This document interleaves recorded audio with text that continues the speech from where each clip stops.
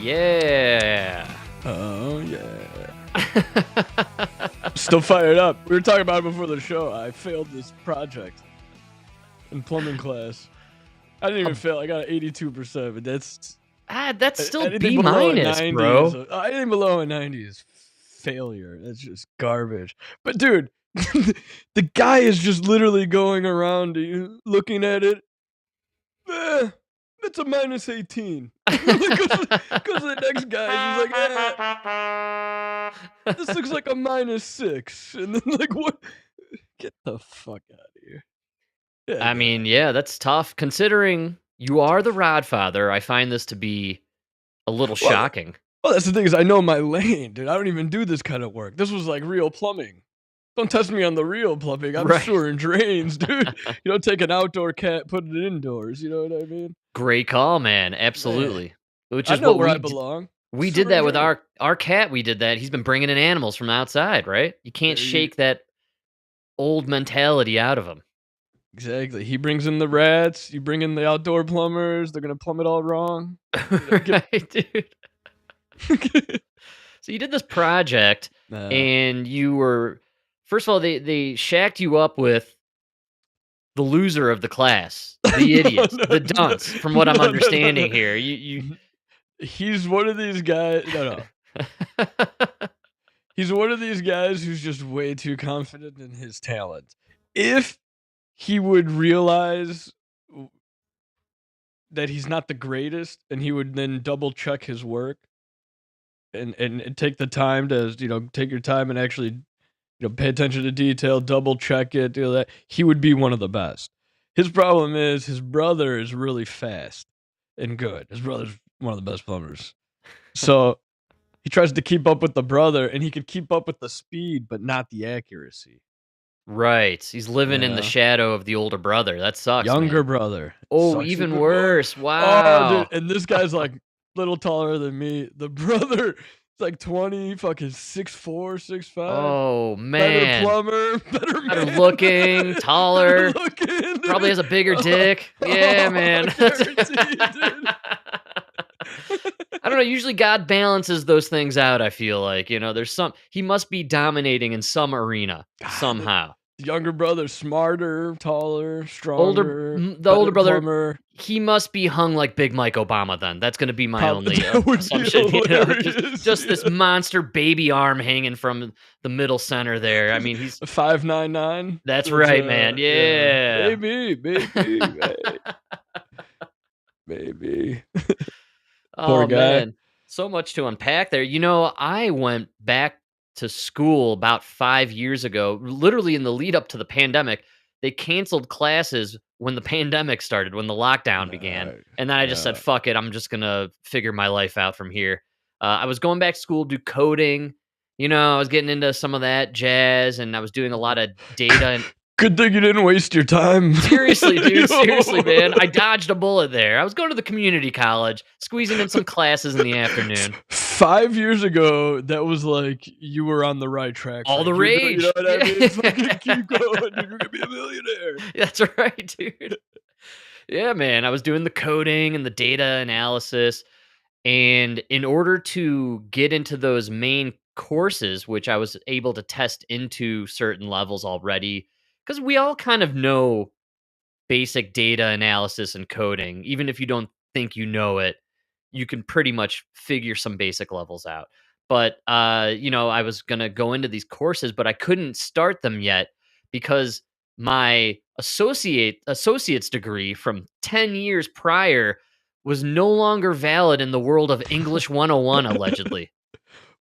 Did That's right. English change? Well, yeah, it got Oh, I dumber from guess it what I did. Yeah, it understand. really Yeah, it's did, yeah. worse. It's worse now. Can't even speak to these young guys. Exactly. So I had to take the English 101 class, which for me personally, Mm. I'm an avid reader. I was always really good at writing. That was kind of my strong suit in school back in the old days. And so I was like, fine, fuck it. It's kind of a waste of time, but I can take it while taking these other intro coding courses and programming, what have you.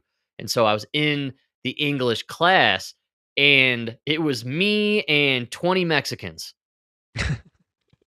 No exaggeration. There was no other variation of ethnicity. It was me and 20 other Mexicans. And and I dominated this course. I was the only American-born English-speaking Only person in this native. guy. Oh, dude. I mean, they were looking at me whenever questions were flying. I was the rock star of this class, right?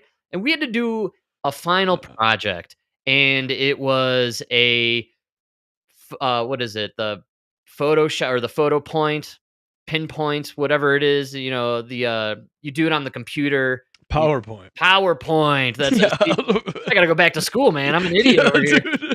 I got retarded over those 4 years since, man. A lot of It's been weed rough. smoking. The PowerPoints. You do the PowerPoint thing and the slideshow, and it was supposed to go along with a research paper. And so I did the Right, research right. paper. I did the PowerPoint. I did the whole thing. And I remember I got back the paper, and I want to remind everybody I'm the only English speaking person in this class, and I dominated the paper. I dominated the project. The PowerPoint was perfect. B plus, 88%. Fuck that lady, Dude, and I looked at this paper and I was just like, fuck you, you fucking bitch, dude. I'm the only English speaking. I wrote every paper perfect in this class. I couldn't even figure out how it was even possible to get an 88% on this fucking final project. It was so ridiculous. I couldn't believe it. But I had a similar thing with you. 'Cause Oh, it's so You're bullshit. experienced, and they're forcing you, an experienced plumber, the Rodfather himself, to go through this The Rodfather. elementary level schooling. So that's fine. But to give you a B minus on a B project, minus. what a insult and slap in the face. Oh, no, dude, the whole and we're like one of the last ones that he looked at. So we're like watching him grade the other ones. They're falling apart. They're the wrong heights. They're the wrong Yes. lengths. There's no pitch on the drain. And he's like, okay, 92. We're looking at ours like, oh, man, we're already done, man. This way, pack it. This could be A plus. 82. Yeah, that's exactly. What? All right. Excuse me? Yeah. That was literally like, oh, Frank, your hanger's in the wrong spot. You have the wrong pipe here. You used the wrong size here. This one's in the wrong spot. We're gonna give you a 92. Okay, Mike. This one's half an inch off. 82. That's unbelievable.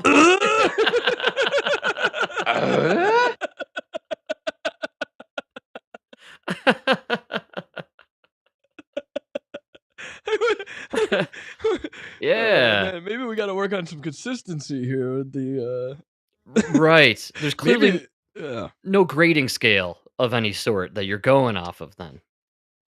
They do this thing where it's like there's 100 points, but you can lose infinite. Wow. All Because that's how right. the test is for the license. Right on. Okay. So, I mean, you have to get like I think it's 70 or 75 to pass, but you could lose infinite points. It's That's not like amazing. there's 100 points they look for. You know what I mean? Yeah, Yeah, absolutely. it's just every mistake is a point. No, I just think you fell into So the funny. trap of being an experienced, confident The white guy, native, and the white guy. Oh, they hate me because I'm white. absolutely. That's what happened to That's me what in this it is. class. It was me and a bunch of the dude. We did a peer review of our papers, right? I peer reviewed the guy who sat next to me this whole semester. Cool guy and everything, but clearly Mexican. He had 2 younger kids. He was younger than me with 2 younger kids. I mean, the guy was like hardcore, fresh from the border Mexican guy. And I would remember telling Emma, I'm like, you wouldn't believe some of these papers I'm reading. I'm like, it's not English. I mean, these are run-on sentences. You have no idea where they're going with it. One sentence jumps to another idea and then comes right back. Like it's these people don't know what they're doing, but it's understandable. It's a second language. So it was shocking to me, Mm. just like to you. And when I sat there realizing I got an 88% on a perfect project, and there's a bunch of Mexicans who can't speak English getting A's around me, I thought, well, I think there's a little racism going on here, or there's something happening here where you're purposely not letting me excel above the rest of them, even though you know I already have excelled this whole time. So, Racism. I like ri that. I like that. We gotta start stealing that. yeah, Everybody else is blaming that for all their problems. So that's it's right, never my man. fault. It's just because 'cause I'm white. Just 'cause you gave me that B minus because I'm white, didn't you? Just because I'm white. I get Just it. that's right. Yeah, I get it. You're just trying to hold the white man down. No, Okay. I see how it is. This sounds institutionalized, if you ask me, It's Mike. systemic, if you Systemic. will. That's right, dude. You know what? Shame on me. I guess as a white man, I just have to work twice as hard as everybody Right. else. You know, it's great too. This is really kind of riding on a straight and narrow track for you because you're about to move to somewhere near Maryville, did you say, where it's all Yeah. black? So you're going to be a minority amongst minorities, man. Oh, wow. I didn't Yeah. even think about Who's that. also dealing with reverse racism, dude. I mean, they they might kick you out of Indiana because you'll be getting too many freebies from the government for all the racism and prejudice and, victimization that you're going through. It's so hard being a white man. You know? Yeah. When are we gonna get our reparations? That's right, dude. You know? Oh, man. Probably never, ever gonna happen, would Nah, be not my for guess. anybody. But it's definitely, I think the racism thing is starting to become more apparent nowadays, especially with Trump in office. It seems like they're people are forgetting that we were riding a high wave of DEI and, marginalized people were really starting to find success. And then Trump came in and wrecked it all. And now, what are these marginalized groups to do, man? No one's cheering for them. They're losing support for their month long celebrations. I mean, it's tough times to be a minority. I sympathize with them right now. And that's why I'm a huge fan of Jamal Bowman. Are you familiar with Jamal Bowman? Do you remember this guy? He's a Who would former a representative. representative, He yeah. he was a He's the guy dude. that opened the door, right? He pulled the fire The alarm at fire the in alarm. It Congress. was like the emergency exit. Yeah, man. And then Yeah. he did that rally with AOC where he was lifting the chair over his head, chanting like "Free Palestine" or something. He got really Yeah. crazy with it. He lost in his election because people maybe saw he was a little too insane to be running. But he's back, dude. He's got a new job. Did you see the AOC got busted?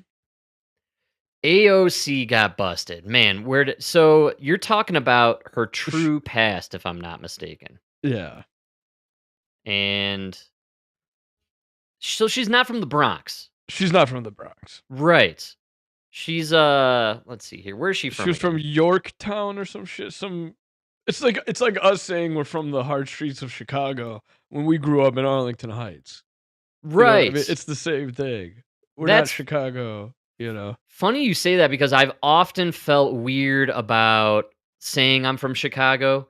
Number 1, I generally don't like most people from Chicago, so I don't wanna interact with somebody from Chicago, like, if I say I'm Right. from Chicago, "Oh, I'm from Chicago too. What part? What part?" And then you get into this chest thing Oh, where I you're, like, know. debating who's more Chicago than the other guy because you're both from the northwest suburbs, but one's closer than the other. It's ridiculous. And we know you are because this everybody else doesn't leave. They Yes. don't have the means.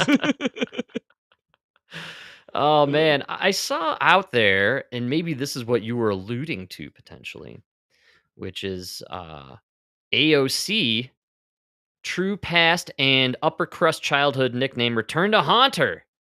Yeah, that's what I was trying to find. What was the nickname? I I haven't been able to find It it was like actually. Susie or something.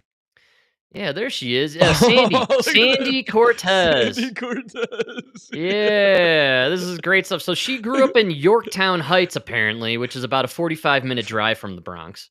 Literally Chicago to Arlington Heights. It's like West Side to Arlington Heights right there. Yeah, basically. And so there's AOC, Yeah. young AOC, hanging out with friends, cruising around. There's her little suburban house. Her I don't know. York. She grew up middle class in a really nice neighborhood. Mom sold the 150K house 20 years later for 355,000. Very modest, moderate suburban focal. Not from the Bronx though. It Not would from the be Bronx. it would be like you and I, good call, claiming that we were born and raised in Chicago, more like Arlington Heights. And but her whole thing was like, I like in my mind, she was like a waitress in the Bronx, like at a diner. You know what I mean? Right, late night Like bar, serving barely drinks at 2 making it. AM. Yeah. Yes, 2, 3 waitressing jobs, serving jobs. And I wanna say this because we come from a similar named location. If you're from a town that ends in the word Heights, you're privileged. You came from a Privileged, privileged dude. background. Or estates or town, Yorktown. Well, Yeah. she's got the Yorktown Heights, bro. Oh, she got the York. Oh, she got the Heights, huh? That's what I'm saying. She's from the Heights, man, just like we are. We Oh, grew up in the Heights. oh, Yeah. I like her a little more already. That's what I'm saying, man. I think she needs to Yeah. embrace it. We live in a world now run by suburbanites. All of us have been raised and bred in the suburbs at this Yes. point, man. I mean, So funny, dude. We were deployed, and this was like Google Earth kind of just came out. This is like 2009, yeah, man. where you could like type in your address and look at your home, and we're all typing in our addresses, and literally from the satellite, you could tell who was from a terrible neighborhood. From like, Yes. like I remember typing in our home address, and everybody was dying laughing because like even from a satellite, looks like a great neighborhood. You got the Like trees, the baseball flowers, field, yeah, yeah. parks everywhere, Multiple pools. ponds, Yeah. yeah, the pool. There were so many schools and churches. Yeah, there's 2 golf courses by our house. Not 1, but Like 2. like, I remember, the one guy, he lived in Wisconsin, and there was literally, like, 3 houses and a barn. That was the whole town. Yeah, that's rough living. So funny. Oh, yeah. Now, if you grew up in a Heights, anything with Heights, you probably, have to pay things to the village of that Heights, and, Yes. there's all the you grew up in a Oh, nice neighborhood, you grew up rich, AOC, you're not from the Bronx, you're a rich girl from Yorktown Heights, alright? Let's yeah. just leave it there. So she should be able to now drop the Latinx, name or title. No Come longer on, Sandy. Latinx. You're only Latinx if you're from the Bronx, because they use the X in the Bronx, right? Then you can bring in the Latinx. I don't think they do. Uh, Only the white suburban girls would use Latinx, I so it know, makes sense yes. that she does. It's basically just Democracy Now! And the losers over at Pod Save America. I think that's what Latinx Now is associated I with. know, let it go, guys. But, yeah, sorry, go back to, Bowman. Well, no, this plays into what we're talking about, even with AOC. And, AOC is a part of this modern kind of idealism where or this like trend where nobody wants to admit they come from an affluent or privileged background. Everybody wants to Yeah, claim some sort of depreciated version of their lifestyle. So instead of AOC being proud of the fact that her parents, middle class income folk, hardworking, regular people, were able to afford a nice house in a nice neighborhood, and then they made a nice profit off it after they were done raising their family, which used to be called something. What was it, Mike? Oh yeah, the American the dream. American dream, bro. Yeah, That's right. Exactly. But AOC, yeah, anti-establishment, anti-nuclear family, pro whatever it is the progressives are into these days, but it's definitely against celebrating or even acknowledging that there was an American dream. That right. this was a great country. If AOC admits she came from a great suburban town and not the Bronx, she's no longer associated with all these poor people in the Bronx or hardworking city folk. She's now associated with a privileged white group of people. And what is she complaining about? Number one, and number two, uh, it seems like you might be kind of part of this oligarchy that you claim to be fighting against on some No, level. Frank, she wore a dress. Tax the rich. Come on. That's right. At the Met Gala, where only one percenters go to. But this whole the race baiting and claiming to be poor when you're just middle class or you came from a great neighborhood is such a huge thing on the left because they need to keep associating themselves with the marginalized, victimized groups. Mm. So, I mean, she AOC, got 69% of the vote in the Bronx. no, she's a poor girl from the Bronx, Mike. She was bartending. She worked her way up. Come on. Can't you just be somebody who understands them and they like you because, Yeah, like I said, can't Yeah. you come from a modest middle class family and then work your way up in the world, go to the Bronx, try life out on your Right. own, right? Right. Take the journey and grab adventure, but with both hands and ride that wave. No, she had to say she's from the Bronx because it's all about racism It's a better story. yeah, one group versus the other, and that's why we got Jamal Bowman here.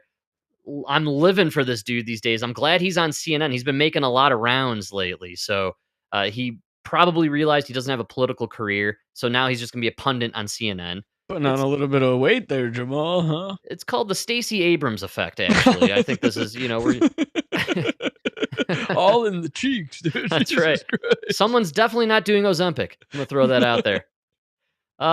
So they got into this whole conversation. They were doing Islamophobia and all this other stuff. And that doesn't really matter because Jamal Bowman took the stage and decided, I'm making this all about black people. Catholic And the pro-life problem ministries is bombs. we are not dealing Catholic with pro-life ministries America's bombs. You're original right. sin and its disease of hate and racism towards black and brown people and sexism towards women and anti-LGBTQ sentiment. We are not dealing with that. Your colleague.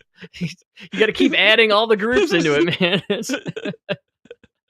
There's so many people included there. Jesus It would be so Christ. much easier if you just said not whites. Not, Just go with not white guys. Because now you got minorities, people of color, women, LGBTQ. That's everybody, man. Right, and then when you get to the gay community or the BLT sandwich, you got to list half the alphabet in that group at this point. So I mean, that's impossible to memorize. It's all encompassing. Yeah. In the Republican Party do not hold each other accountable when it comes to the racism that comes from the party on a consistent basis. Congressman, I mean, where are you on You the where are can't the be calm assassination about attempts? this. I'm a black man in America. The reason why heart I'm white, I disease. can't comment on Listen that. to what I'm saying. Know what The you're reason saying. why heart disease and cancer pretty and racist, obesity yes, I can't and comment on it. diabetes are bigger in the black community is because of the stress we carry from having to deal with being called the N-word directly or indirectly every day. If your colleagues would listen and try to learn and engage and grow and stop being so hateful, we could have a better country. But unfortunately, Dude, get the fuck out of here. Yes, man. I love it. That's the problem. You guys are carrying that weight of racism on your shoulders. Has nothing to do with your diet. Right. That's Yeah. not what's raising your diabetes and your blood pressure. That's right. Fucking crazy, dude. I love it. Just blame all your problems on racism.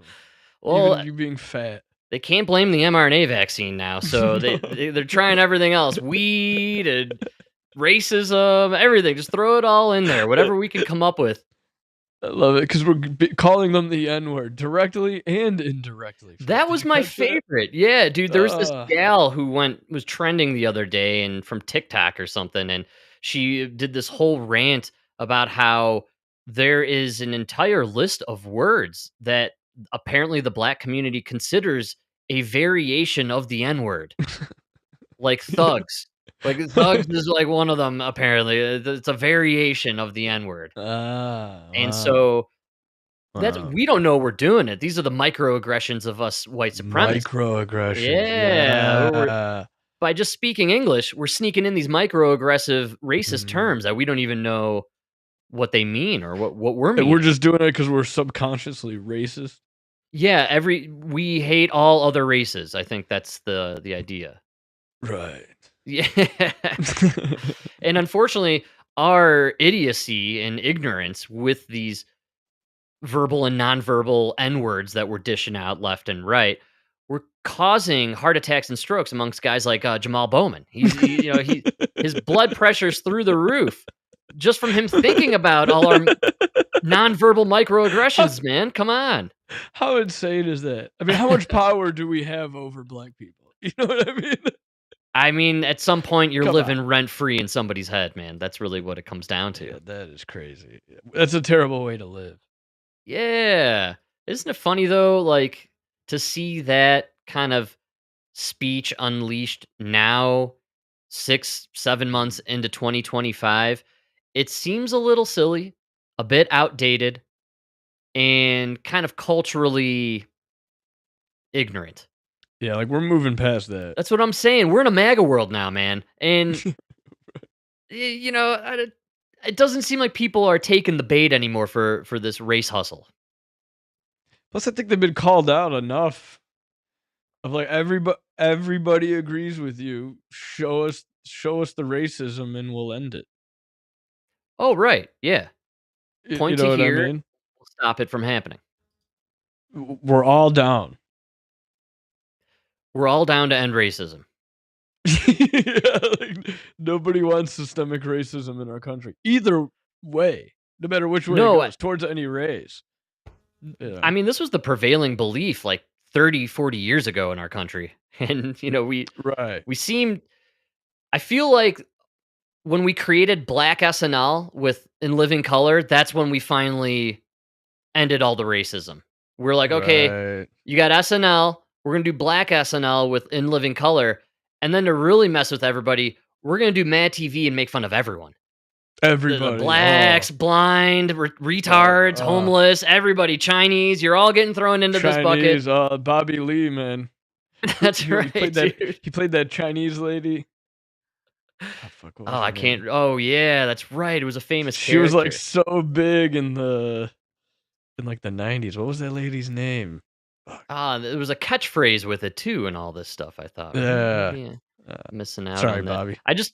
I always remember the great Mad TV skit where the coach comes into the locker room yelling at the team for not seeing anything and not doing the plays right or running anything that he's writing on the board, and he realizes the team is blind. It's a blind basketball team, you know, and it's really stupid. I think it was blind. It was either blind or deaf. I think it was blind. That's crazy. No, I don't remember that. Oh, man. I don't really remember Mad TV. I remember more In Living Color. In Living Color was so spot on, man. What a great show. Great show, yeah. So Jamal Bowman living in the past in my book. That's kind of what I saw from this. I found it to be just, when I watched the clip, I was like, what year is this? Like, when did this clip come out? 4 years ago, if he would have said this in 2021, they'd be changing directions on the streets and painting new symbols on the road, and my neighbor would have a new flag I've never seen. No, I don't. This is kind of stupid. This is really stupid. You're blaming the higher heart conditions. Yeah, the black heart community. conditions. You're blaming it on racism. Yeah. You guys are eating everything fried. You know what I mean? It's the food you're eating. Stop drinking more pop. What's crazy is you got Jamar Bowman out there like, look at the heart disease in the black community. Look at the diabetes. Look at this. Look at that. And it's because of your racism. And then 5 minutes later, he's gonna go on another show and be like, I can't believe they don't want us to use Snap for Coke, for Coca-Cola and snacks. Our kids need these drinks and snacks. Dude. So we got to use food stamps for this terrible food. No, I should be able to go to Popeyes and use my Snap card, my EBT card. That's what they're fighting for. I saw this everywhere. I was actually shocked that there was some pushback against RFK getting, the sugary, ultra-processed foods off of the food stamps. You would think that you would want your food stamps for, beef, bread, eggs, milk, right? Like the essentials. Not Cheetos and Coca-Cola. That's right. Dude, maybe I'm just ignorant to the idea. For this whole time, I thought people got their food stamps and they could only get provisions, like real food. Like, I didn't know people were going in there and buying cigarettes and booze and bags of Doritos. I used to work at White Hen that had the little deli in it, and Yeah. you knew when these people got replenished because they would show up and they would just treat their family would get sandwiches, chips, the big pops, This and then is they a would always cultural thing, man. we would charge them for an extra sandwich and give them like we had a sandwich on the menu that didn't exist, but the price was the exact price. The price was the exact price of cigarettes. So you would charge them Wow. for the sandwich and give them the cigarettes. That's a broken system, bro. Yeah, Man, dude. that's crazy. Holy cow. Yeah. I just didn't know. Flatbreads. Yeah, I remember I this I fucking thought white trash fat ass bitch, dude. She would come in with her 2 fat ass kids every day, and get like flatbread pizzas I mean, it's literally just a Jack's pizza we're throwing in an oven here and sandwiches. And pop, Wow. At the White cigarettes Hen? Not every day. When you run out of anything, run out to White Hen. Hey, all right. Remember that? Does it exist anymore? Are there still White Hens? I don't see them out here in the west part of the country. I feel like There's one on the south side. It's still the building. It's still the sign, but now they call it like White Pantry. But Oh, you could tell yes. it was a Yeah. it was a White Wow. Hen. Yeah. Amazing, man. So these people, they're clearly collecting potentially paychecks, potentially free money from the government, but then on top of it, getting these SNAP benefits, these food stamps. And if we were to give them money, where would it go? Would they save it? Would they put it to something useful, invest it? No. Or would they do what they're doing with these No. food stamps that you've witnessed at the White Hen, which is I'm bringing the gang from the neighborhood and we're shopping till we're dropping at the White Hen pantry. Oh yeah. Now it's just 7-Eleven. 7-Eleven. Right. Yeah, you get the smokes, Now they did the get the 7-Eleven. booze, get the hot dogs and the donuts, the cream puffs. Yeah. Yeah. Living the dream. But the money And there's drug dealers who will they'll trade you drugs for your EBT money. Wow. Food But they'll do like 50 cents on the dollar. Right. you It know. makes sense. Go up to any homeless guy in Yeah. your neighborhood, and offer them, pull out two hands and put a sandwich in one hand and a $20 bill in the other. They're going to take the $20 bill. They don't want the food. They want the money so they can buy the booze or the drugs. That's what it always comes down to. It's funny though how we hear all this crap about reparations and just what the answer clearly should be is guys like Elon Musk and these one percenters should just hand their money out to these poor people in these communities. If we just gave money to these people, they would be able to find a better way in their life and make something of their lives. Don't you remember Tim Walz? He would just, if he was Elon Musk, he would just stand That's on the who I was corner thinking. handing out money to people. He was just $100 bills. Well, that's literally what I was thinking of, Here dude. you go. Here you go. Making it rain on the people. That's what Tim Walz would do. What's funny about this whole idea of giving stuff to people and then expecting them to do the right thing with it is that Carmelo Anthony kid. Do you know about this guy? The kid who stabbed the white kid? So, yes, this is a fucking insane The story. dude's Yeah. family is broke and they had to use a public defender, if I'm not mistaken, for this court case. After raising $500,000. $500,000 to their GoFundMe, now Yeah. completely wiped out. It's totally gone. They apparently bought a house and a Completely couple cars, and they're out of money. They didn't even buy the house. They were renting a mansion. Excuse me? No. Yeah, dude. Oh, how did I Yeah. miss that detail? Yeah. Oh my God, man. And I don't think they bought the car either. I think they leased the Cadillac. Wow, man. Oh, I'm just this is just, you can't you can't just give people Yes. money and then they solve their problem. You know what I mean? No, you gotta learn how to earn the money. You know, teach a man to fish. Jamal Bowman, how are you going to fix your community's issues with heart disease? Are you just going to give them money? Is that going to solve their problems with their health? I really seriously doubt it. I think we can use Carmelo Anthony's family as a good example as to what would happen if you just handed money to people for no reason. Yeah, for those that don't know, he killed the white kid at the track meet.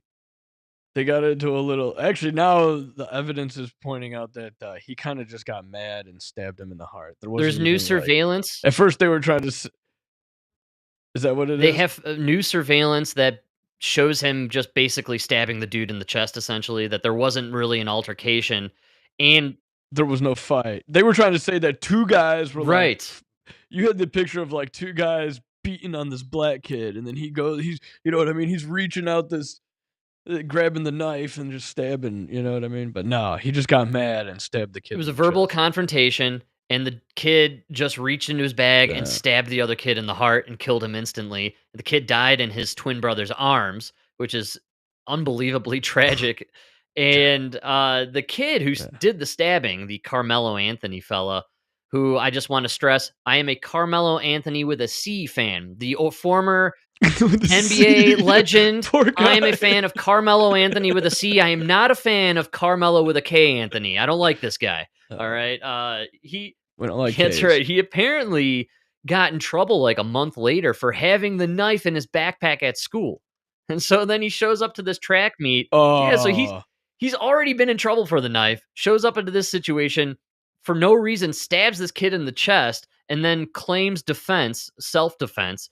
Family puts up a GoFundMe. They raise $500,000, blow it in 90 days. It's unbelievable. The kid, they blew it. Yes, it's totally gone. It's evaporated, man. The money was for the lawyer. I know, dude. And now he's got some public defender. This guy's going to rot in prison for the rest of his life because his family was too stupid with the money. It's unbelievable. So now they don't have a good lawyer for him. What is wrong? And they just upped the charge to an absolute first-degree murder charge.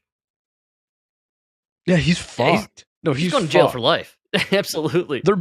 Their best hope was to spend that $500,000 on a get Mark Geragos level lawyer. You know what I mean? And pay him to cut you a deal where you're doing 15 years, 10 years. You know what I mean? Get out in your 30s, still kind of a win. No, he's going 25 to life, dude. Yeah, that's it. He's toast, man. But he deserves it. He should not have stabbed that kid. He ruined what could have been a very good life.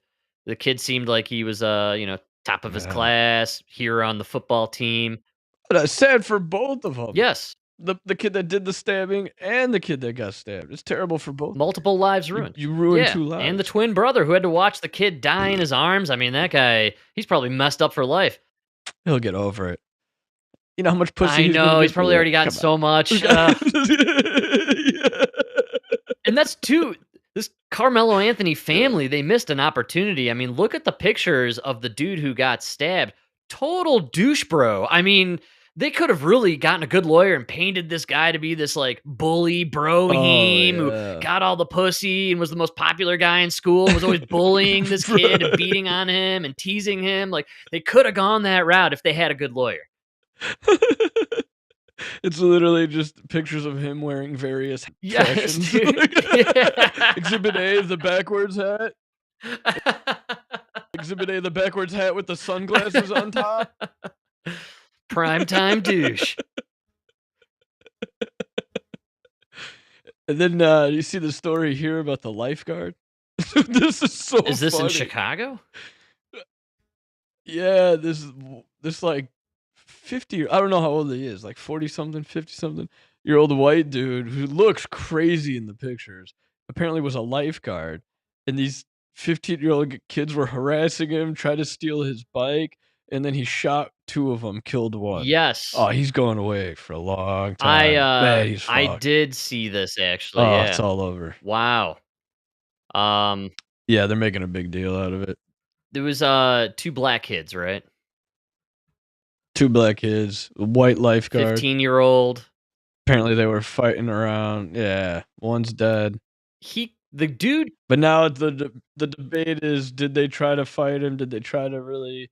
He says it's self-defense. They only show you this like 10-second clip, and in it, I mean, it looks like he's just kind of shot these kids, but you don't know. You don't know what happened before it. They were trying to steal his bike.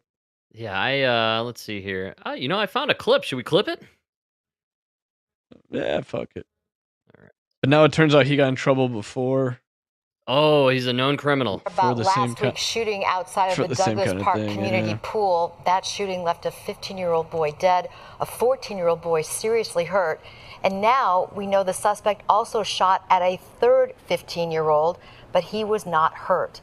55-year-old lifeguard Charles Leto believed that the three teen man, look at that dude. Oh. This guy's fucked. No. See, that's why I try not to commit crime, because that's what I'm gonna look. That's what I would look like in the mugshot.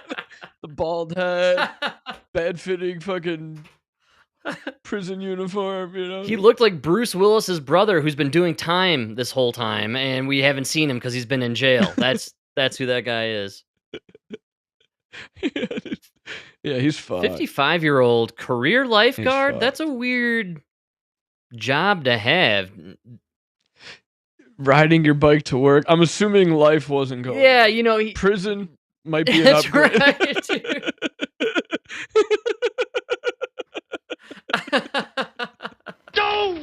I just, I don't know. At least you're guaranteed food, Right. I mean, lifeguard, by the way, especially in Chicago. I mean, is this an outdoor pool? You're only working like 3 months a year.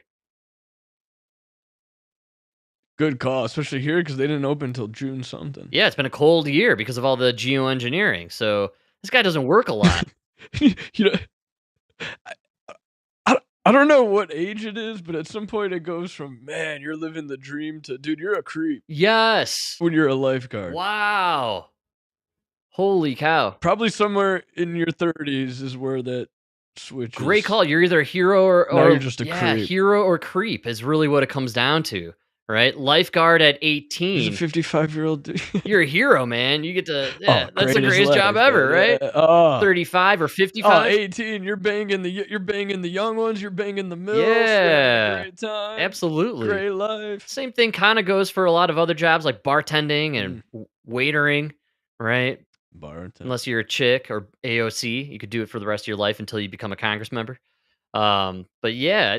No, there's an age where you start to feel bad for them. Right.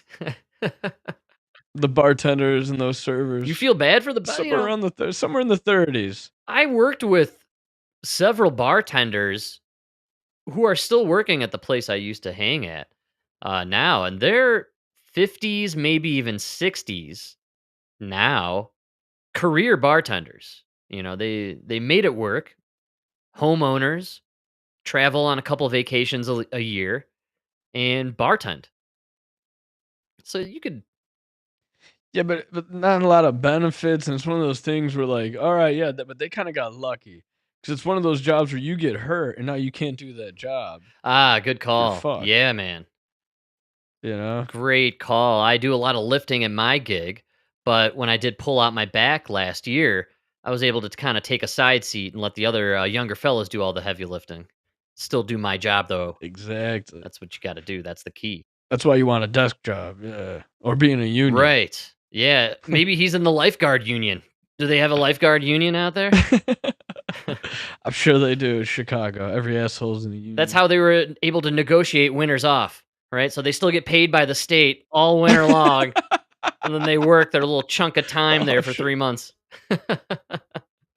I'm sure it's a 6-figure job. Yeah. I wonder if he's an indoor. What a terrible job, though. And it's outdoor. And Douglas Park it's a terrible neighborhood. Wow. So you're with the filthy cretins of the underbelly of society, and you're watching them swim, and then you maybe have to go in there and rescue somebody.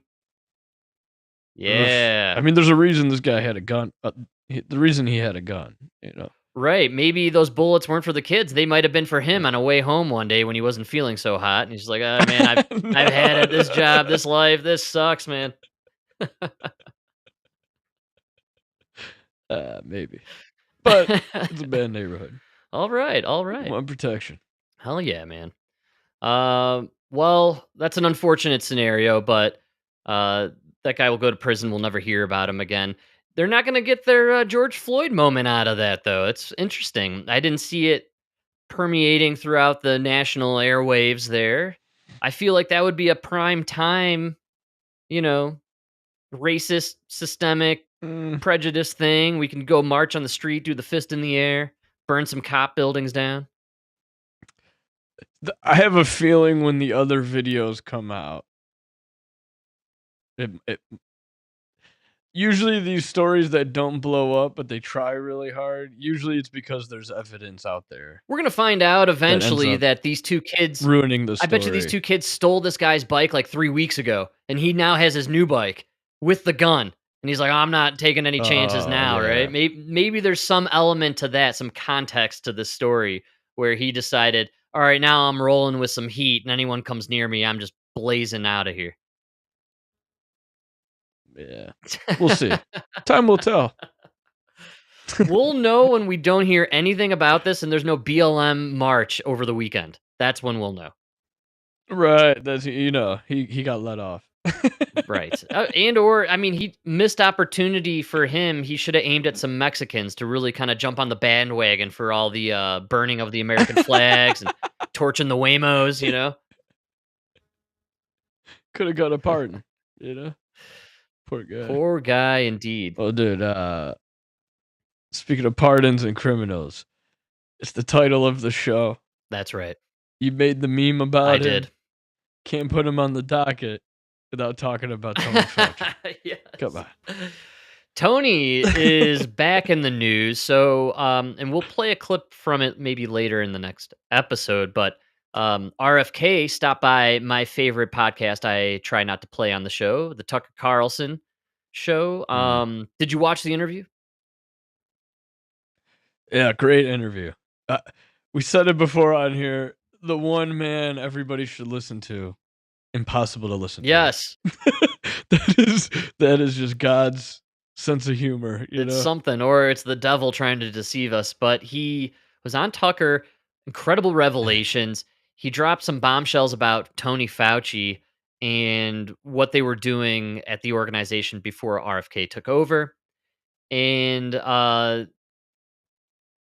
Rand Paul, and he's bringing the receipts that COVID was a biological weapon. Yes, absolutely. That we gave to the Chinese, and then they released it. And we created. He brought up this idea of like a truth panel, where basically, I guess they've done this in South Africa and some other countries where they had major government-run atrocities, and when there was a new revolution or new government took over, instead of hanging all the previous people in power, they allowed them to take an opportunity to admit what they did and, apologize for it and basically be publicly shamed for whatever atrocity they were a part of. And then they would be on their way. We wouldn't hold them accountable for any kind of prison sentence or, skin them or tar and feather them. None of that. They would just be a truth kind of ceremony or truth council. And that I like that. That's what I think we should do, right? Because we're America and we're above the third world banana republics out there. We don't just take over and then wipe out the previous administration or kill them and any of that stuff. But it'd be nice to... No, but not only that, if you do that, then you don't get that fake outrage over why did RFK fire all of Fauci's guys in the vaccine panels. You know what I mean? Because that's the problem, is this information, no light is being shed on it, so the same people are still getting away with it. Yes, absolutely, man. They're the same people that were a part of the COVID pandemic nonsense. They're still in there in little parts, and they're currently planning future pandemics, is what I understand. Oh, for sure. Simulations. I know that, what's it called? Peter Hotez was out there back in January talking about how every single disease known to man will be released the day Trump takes over. And then a lot of people are losing their minds right now over this bad boy, the National Blueprint for Biodefense. This was a meeting that took place in April 2024. And Alex Jones is freaking out because this is the same thing they did with Event 201 prior to COVID. They gameplayed or war gamed COVID and the entire scenario. And basically, what we experienced in the spring of 2020 was what they war gamed in this Event 21 or 201 thing. This is the same thing. National Blueprint for Biodefense. Last year in April, they gamed out what would happen if a biological chemical attack occurred on the 4th of July in 2025. So a lot of people like Alex Jones and the like are freaking out right now. They believe this is the powers that be telling us this is what's going to happen. We're bringing it July 4th, Independence Day, 2025. We're unleashing this chemical thing. It's going to infect and kill 250,000 people in the first day. It's going to spread worldwide. The bad actors are still out there. They're still planning stuff, which is why it is important that we. How do they get? I don't know. How do they keep finding this? Like Alex Jones, take a breath, man. You don't ever take a day off. You literally just started breathing from the, you know what I mean? World War III is not happening. Now you take a deep breath, you barely exhale, and well, guess what? July 4th is coming, and you know. Yeah, man. How do you keep finding the next thing to be fucking freaked out about? Alex Jones has a brilliant... Man, does it ever end? Dude, his formula is so brilliant. I love to listen to him and watch his show. But he declares this event may occur July 4th. Biochemical attack, 250,000 people. You out there, the listener, you're the Paul Revere of this revolution. You need to go out there and spread the link to this show right now to everybody on your friends list and everybody you know. Make sure everybody watches this transmission right now. And if you do your job as the Paul Revere and you spread the link to this episode right now, the New World Order might see it and they might put the kibosh on this event. So the more people who see this episode right now, the better chance we have at stopping this event from happening. So that way, when the event doesn't occur on July 4th, Alex Jones will come onto the program on July 5th and say, you, the Paul Reveres of the revolution, you saved the Republic by spreading the link and spreading the word. And now that event that I said would happen didn't happen because of you, the listener. Genius. Yeah, it's genius, dude. Genius. So no matter... So Genius. He's batting like below the Mendoza line on all his predictions. He's called 9/11 and COVID basically, terrible. which were two massive calls. I got to give him credit. Those are great calls. Yeah, but he had a million. That's what I'm saying. And since then, every that's what I mean. He doesn't get a chance to. Every week it's something. No, his batting average is like 189 at this point. Like he's striking out 3 out of 4 times, and then he's getting maybe a single, maybe a walk. You know what I mean? He'll every few months he'll hit a triple and nail 9/11. You know what I'm saying? But you know, it's funny how he does it, but it works, and I'm a big fan of it. So they're predicting that. But in the meantime, in reality, what we need to do is go after the guys that started this whole thing. We got to go after Fauci. Fauci obviously been pardoned now for the last 10 years and all the atrocities he's done. But if he's subpoenaed and called to question, he can't claim the fifth, and he must tell the truth. And if he lies in that deposition, he can then be taken to court for lying. So, and there's a technical term for it. It's slipping my mind. I didn't get good sleep last night. Perjury is the word. Perjury. Oh man, sleep is important, folks. So that could happen. Yeah, I didn't sleep either last night. It's the geoengineering, dude. Did you see the pulsings of the electromagnetic waves? We need them to bring back the chemtrails. Dude, still no chemtrails. It's throwing everything. As I'm telling you, it's throwing everybody off. Nobody slept last night, dude. Bill, please, I'm not getting my daily dose of aluminum and strontium over here, man. Yeah, please.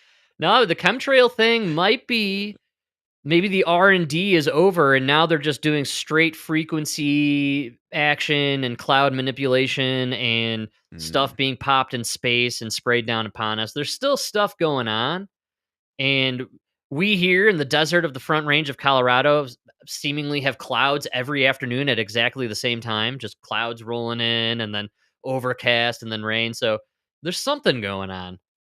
Just no more chemtrails, which is good. I'm okay with the geoengineering, even though the frequency from the 5G technology messes up my sleep. At least the air smells a little better. I can like breathe a little bit more Right. now. So I'm feeling it. I'm loving it. But Fauci is going to be on the hot seat, Mike, very soon, sooner than we can imagine, because RFK did that interview and then Rand Paul tweeted a clip of the interview where he talks about Fauci and basically said, we're sending a subpoena after Fauci. He's going to answer for all these crimes against humanity. So this is very exciting times to be alive, especially if you were anti-vaccine, anti-Fauci. And I got the man, the myth, the legend himself, Rand Paul. Rand Paul. Apparently he's a villain of the MAGA movement now.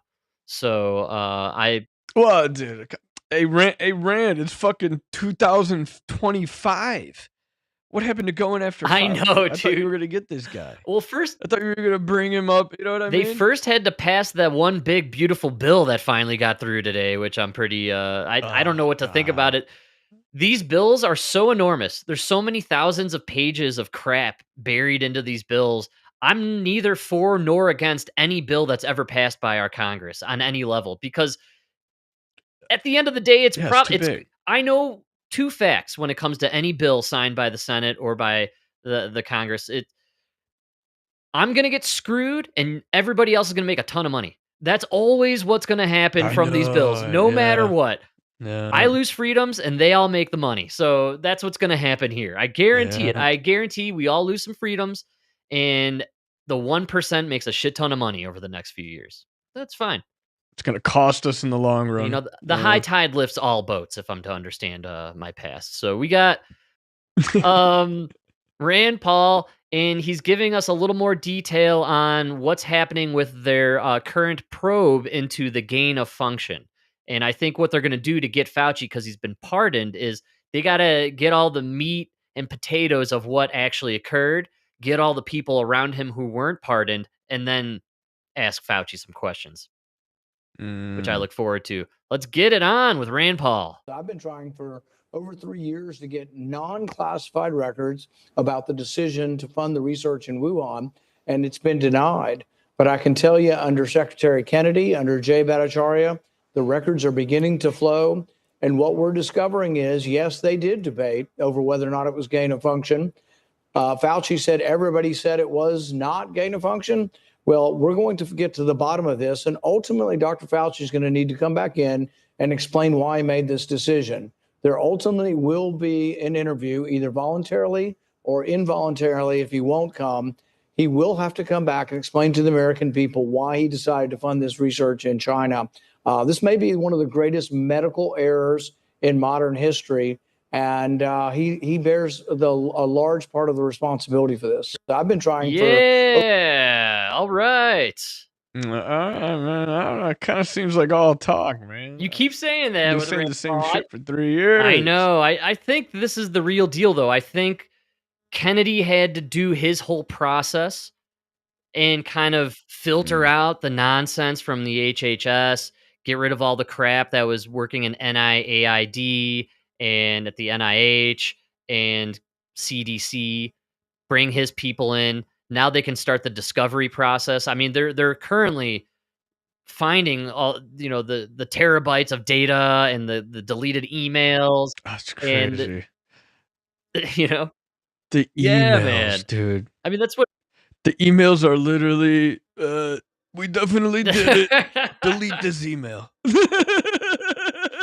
Well, Rand Paul's talking about how it's literally he has this whole conversation with Fauci and these other people at the CDC and NIH where they're emailing back and forth saying like, well, this looks like it's gain of function. And Fauci's like, no, it's not gain of function. Find some other reason that it might be something else. Like they're going back.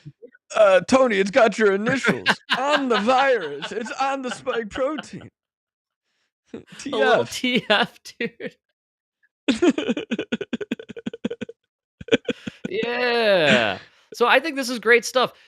If you listen to the interview with RFK on Tucker, and then you get down on some things that Rand Paul has been not only saying in interviews, but also tweeting out with links to articles and clips about Fauci from 5 years ago, the man is building a case. Something is coming, And I think they're gonna actually make Fauci wear the shame of being the creator of the virus. He's not going to jail, and he's not gonna get sued. Nothing's gonna happen to Fauci, unfortunately, like we would all like to see happen. We're not gonna get a Nuremberg trial, but we're gonna get Fauci red-faced, screaming into the microphone, telling Rand Paul he has no idea what he's talking about, and we're gonna see Fauci perjure himself. I thought he perjured himself in the last kind of, bout that he had with Rand Paul a couple years ago. Yeah, and they didn't do anything with it. Come They on, man, just they're got not the gonna do majority, anything. though, of the Senate and the House this year in the last 5 months, and they were literally in a marathon, multi-day session trying to push the big, beautiful bill. Again, just like with the chemtrails and all that stuff that I'm obsessed with, them ending and getting rid of, it's a slow process, and I think, they're starting with the more important shit first, and then they're eventually kinda getting to the things that they know that they wanna do, but they just needed some time to get there. 'Cause We'll see. I don't know, man. I don't have faith in I him. know I don't you think he's don't. I'm going down putting for this on the anything. shelf with the I really Epstein don't. stuff for now, only because Pam Bondi came out today and said in a press conference that they are still combing through tens of thousands of hours of what she quoted as saying child porn. She said it's legit child porn. Yeah. No, she said the videos from Epstein's mansion are really intense, they're disgusting, and it is child pornography, and it's a sensitive thing to go through, and that's why it's taking so long for us to get the Epstein info. I don't know if we'll get a list, but at least some info on it, maybe. But I would argue probably the same thing's going on with Fauci. They gotta build the case, make things Okay, right. okay, but Trump said he pretty much said day one he's gonna release the Epstein files. Right. We're 6 months into this fucking term, and all we got is Dan Bongino and Vivek Ramaswamy out there like, "No, swear I saw the files. I saw the files, and he definitely killed himself." Why am I sweating? Don't worry about it. He definitely killed himself. You're doing a great Cash Patel impression right there. I'll give you the Cash Patel, pass yeah, because you not called him Vivek. Vivek, but you know, we all knew who you're talking about. The brown guy, you know. Props to Trump for the diversity on his staff, man. Come on. Can't even keep him straight. Yeah, totally. I imagine Cash Patel received the same letter in the mail that they sent to Ross Perot back in '94 when they're like, "You better drop out of the race now, buddy." Yeah, you love your exactly. family? Yeah. You love your kids there, Cash?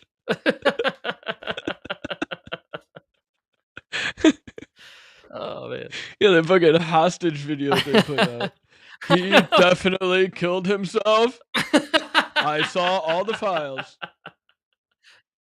I saw all the files. Just he killed himself. sweating profusely, man. I've never seen Bongino sweat so much, dude. All right. Mike is not on board. I'm fully on board, so I like those. We'll play both avenues here. I believe something's going down with Fauci, and I think we're going to get some Epstein info at some point down the ways.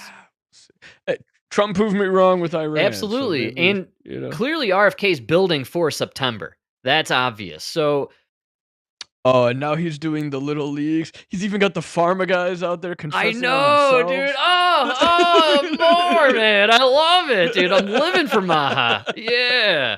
Mike, can't believe I'm saying it. It's the fastest hour in the universe. There's no doubt about it. I want to thank everybody for hanging out, enjoying the good times, great oldies. We got plenty more to get to. Great oldies. We're doing hits of the 80s. Wow, Mike. He is a convert. He is now into the 80s, I see. Hits. Not into Terrible the 80s. music. All right. This is about as good as it gets for the 80s. Yeah, we'll be back. Thank you. I didn't know it was the live version. Thank you very much. I have a lady. Nice. I'm your night singing. Why did you put that? You have made me what I Number am. 16 of hits of the 80s. I am yours. Kenny Oh, Rogers. God. Enjoy. We'll have to cut it short. My love, there's so many ways I want to say I love you. Let me hold you in my arms forevermore. You have gone and made me such a fool. I'm so lost in your love. And oh, we belong together. Won't you believe in my song?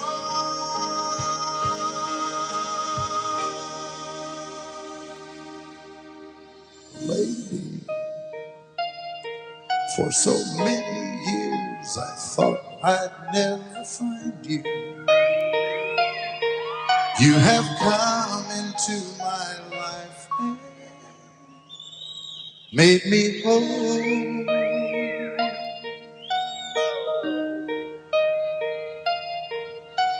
Forever, let me wait to see you each and every morning. Let me hear you whisper softly in my ear.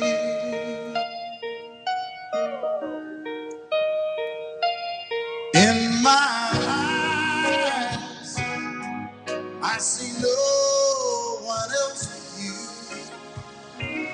There's no other love like I love.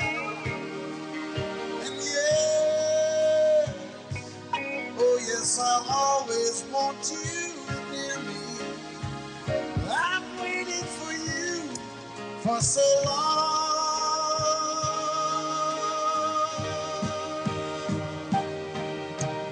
Lady,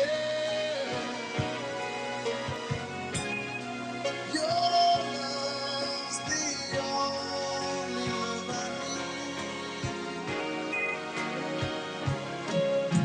Beside me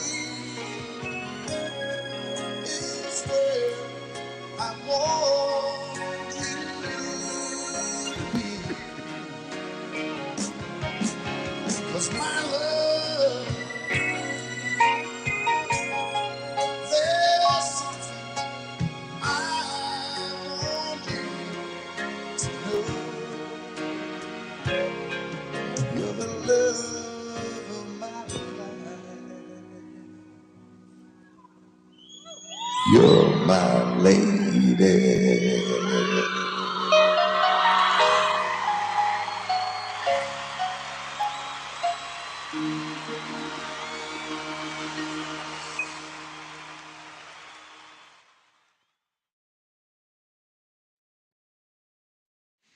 Terrible. Oh, Terrible. yeah. My God. Dude, you know what we Terrible. have? I go Terrible. to fill up my water. There's XL energy dudes roaming around in our yard. XL Or Energy. the energy guy. He's not even for the company we work with. And I was like, yeah, man, I need to see some ID, bro. What are you doing in my yard, man? No, show he's you like, I got ID? something in my car somewhere. And then he like wandered out of the yard. And now Emma's not happy with me because I stepped in. She said she had it under control. But then I stepped in and created all sorts of issues. You know what, man? You just I typical know, man. I know, I know. You know, what I'm a an piece of asshole. shit. I know. I What just do you wanted to do? see some ID. So yeah, that's why I was late coming back there. I missed out on that spectacular 80s tune that you just dropped on us. Number 16. The top 100 songs from the 80s. And Kenny Loggins, did you say? Kenny Rogers. Okay. Lady. Very nice. He kind of looks like George Lucas, if I'm not mistaken, Kenny Rogers. Right? Very Yeah, he's got a much, George very Lucas much. look going on there. Amazing stuff. Yeah. I'm all flustered now. The energy guys walking around in the yards, man. The fact that they get to do that without any kind of call ahead, ask for permission. I'm just gonna walk through the yard and start spray painting shit and cutting through wires. I mean, you don't actually I do see, that all the we time. don't own our houses. We don't own anything, man. No, the government can just do whatever they want to us at all times. We rent this space of land, basically, and in that time frame that we rent it, they walk all over and do whatever they want, cut this down, cut that down, spray paint this, mark up that, come into the yard. The thing I'm most worried about is they keep trying to mess with those smart meters, and they keep trying to update them and bring in the new smart meters. And they're claiming that's what burnt down half of Palisades in California the other month. That it was the smart smart meter? meters were exploding on the houses, and that's why you were getting. No Yeah, way. they say that's why the houses were bursting into flames from within, and it was the smart meter technology, whatever it is that's involved there, exploding. Where'd you hear this from? You know, I Credible watch a source lot of or- Alex Jones. I don't know if I brought that up earlier or not. Yeah, dude. But the smart meter tech, man, I'm just not into it, and I don't like having the dudes just walking around free willy. It's bullshit. I do it all the time, and usually once I say I'm looking at the sewers, nobody ever asks any more questions. Right, because they don't wanna have to smell anything or get down and dirty with it or any of that nonsense. They're just glad you're doing it. Right. Whatever it is, sewers. If I call a thanks. plumber and if I call the plumber to come by, I'm happy, but if I'm not calling somebody and then you're showing up and you're touching the meter here, hooking this gizmo up there with the spray paint can in the corner, you know, it's a little invasive in my book. You know what I'm saying? Yeah. Well, I'm talking I don't know. You got the power lines in the back? No, we bury them here, man. But I think I have one of the power I got a power box in my yard, unfortunately, and that's probably what he needs. So the lines are in the Yeah, back. Yeah, that's the problem. So that's their That's why I let space. the weeds grow all around it. You know, I don't take care of Good. that area. That's government spot, right? I'll make sure to call the HOA. Good call. All right, I'll start cleaning it up. I'll stop dumping the kitty litter over there too. Yeah, terrible. You guys bury the wires, huh? Smart. Yeah, well, we have a lot of high wind scenarios here, so the above ground power lines probably wouldn't fare too well. And then we're a very dry climate, except for the chemtrails and geoengineering. And so power lines, wind, dryness, it's a bad combination. We're known as the Windy City. And every year, multiple times, wind comes in and blows over power lines. 30 to 50,000 people lose power on like one of the hottest days. That's of right, summer. man. Happens every year. We I still was don't under the bury 'em. impression Chicago had the nickname Windy City not because of the actual wind, but because the politics, they blowing hot air, right? Isn't that what the whole thing is? Yeah, man. Yeah. Chicago, downtown Chicago specifically, one of the few places I've ever been to that has the poles in the ground. And if it's summertime, you don't really know what that's for. But in the wintertime, when the wind is blasting through, they run that rope through the poles, and people are holding on to the rope to just walk down the street. It gets Not pretty anymore bad. now, though. I've been watching more videos from that one guy who's like a cab driver or whatever, and he loves filming downtown as he roams. Aren't his videos awesome? And his accent It's just is great. the Chicago accent. I absolutely love it. But it's shocking to me, man. His last one, he was downtown on like a Friday night and there was just nobody. It was like deserted.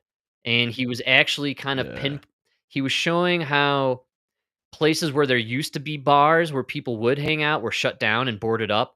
And so there were no people walking the streets anymore because there was nowhere to go. There's literally, if you're downtown, there's just nothing to do, nothing to see, nowhere to go. So people just aren't even going downtown anymore. The nightlife is out in the burbs. Yeah, man. You gotta go to, like, the Woodfield, the Yeah. Schaumburg. Oh. Yeah. That's why if you listen to these guys on their podcast, all of them are like, "Chicago, coming to, the fuck is the place at Woodfield?" Oh, right. Like, the Comedy Works? Do Improv or they do something? Comedy Works there? I forgot what it's called, but it's, like, that famous place, but they're saying they're coming to Chicago, but they're going to Right. Schaumburg. Yeah, man. No, Yeah. I mean, I love seeing comedy. We have the Comedy Works here. There's one downtown near 16th Street, no longer the mall. Remember, we spent $100,000 to change the name. There's one on 16th Street, and then there's one in DTC, which is way south Denver. It's in a business district. It's just businesses down there and restaurants, and some of the nicest steakhouses are down there. And we always go to the South Denver Comedy Works location. It is just so much better like just area wise. The commute's worse, but we're willing to drive further to go to it because the restaurants are nicer and you're not stepping over homeless and you're not watching a drugged out dude pee his pants in the corner of the road there. I mean, it's just there's a downtown Denver, a lot of homeless people just openly going to the bathroom. That's like a big thing that we see all the time when we go down to like catch a ball game or anything in the downtown area. If you just scan the road, you will see multiple people just defecating and going to the bathroom. And, we get a lot of the leaners too. The people. The zombies. Yeah, somebody was just telling me today, I can't remember who it was telling me that they were in Denver recently, and it was, like, one of the worst places they've ever seen. It is one of the worst places ever. It was it was really funny. Dude, everything's boarded up. All of our favorite watering holes are gone, and it is just zombies leaned over, hunched over, or laying on the ground, passed out or dead, and it's a bad scene downtown. The homelessness is out of control. When all the restaurants, bars, and stores leave, and the open vacancy areas are just filled with tents and just homeless people just laying on the ground. We get a lot of just dudes. They're not even setting up a tent or a chair. They just have like stuff and they just like lay on the ground with the stuff all around them, taking up like the whole sidewalk, or half a road, a part of a road, and they're just laying there. And that's what we deal with here in Denver now. You're right. It almost makes you respect the guy who has the tent set up. Like, hey, thanks for putting a tent up and doing your shit inside. Absolutely, man. Yeah. I run this nice pathway. It's down South Denver, and a lot of homeless hang out on this pathway. And I've been running the same route now for like 2 years or so. So I say hi to everybody when I run. Even the other joggers, the other bicycle guys. I do the hello with the nod. I even wave to the homeless. Yeah, because they're people too, Mike. And you know what? They probably lack human interaction more than anybody, right? And so I'm almost more mad at you for that than the Democrats giving them the money. And then the free healthcare. I've gotten to know a lot of these homeless now because I see them every day at the same time, same place. And there are different versions of them. There's a couple dudes, they're on one side of the trail and they've set up various home bases and they give themselves a little hammock and they're always there, reading a book, hanging out quietly, just keeping to themselves, out of sight, out of mind. And then there's this one couple I pass up. They're at various different bridges. They seem to go bridge to bridge, and the trails go under those bridges.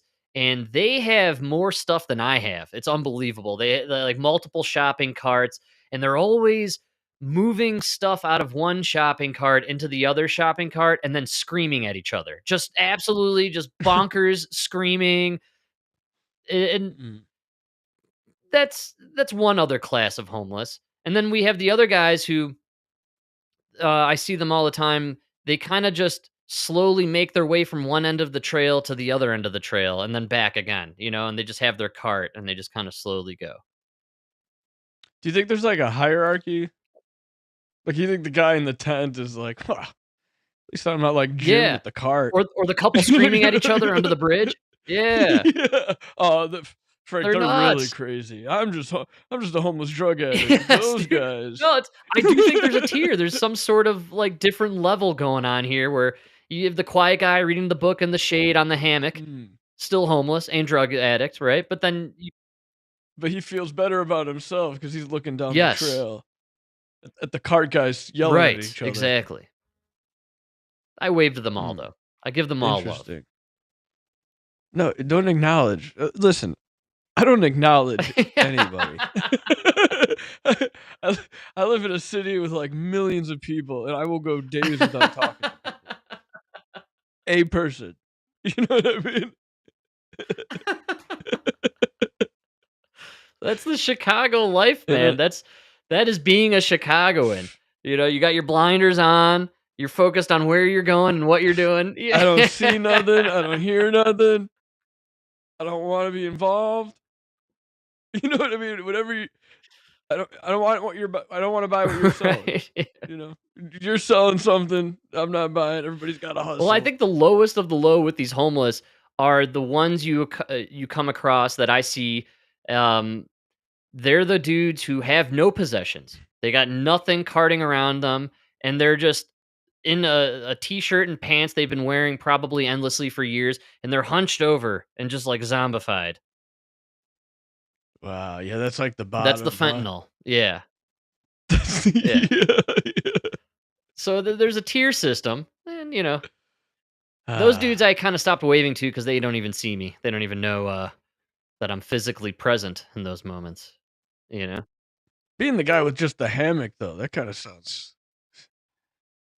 kind of nice if you can. I think he's got the you know? hammock, and he's got like a nice Patagonia. He's got like a nice backpack that he, you know, like a camper's backpack.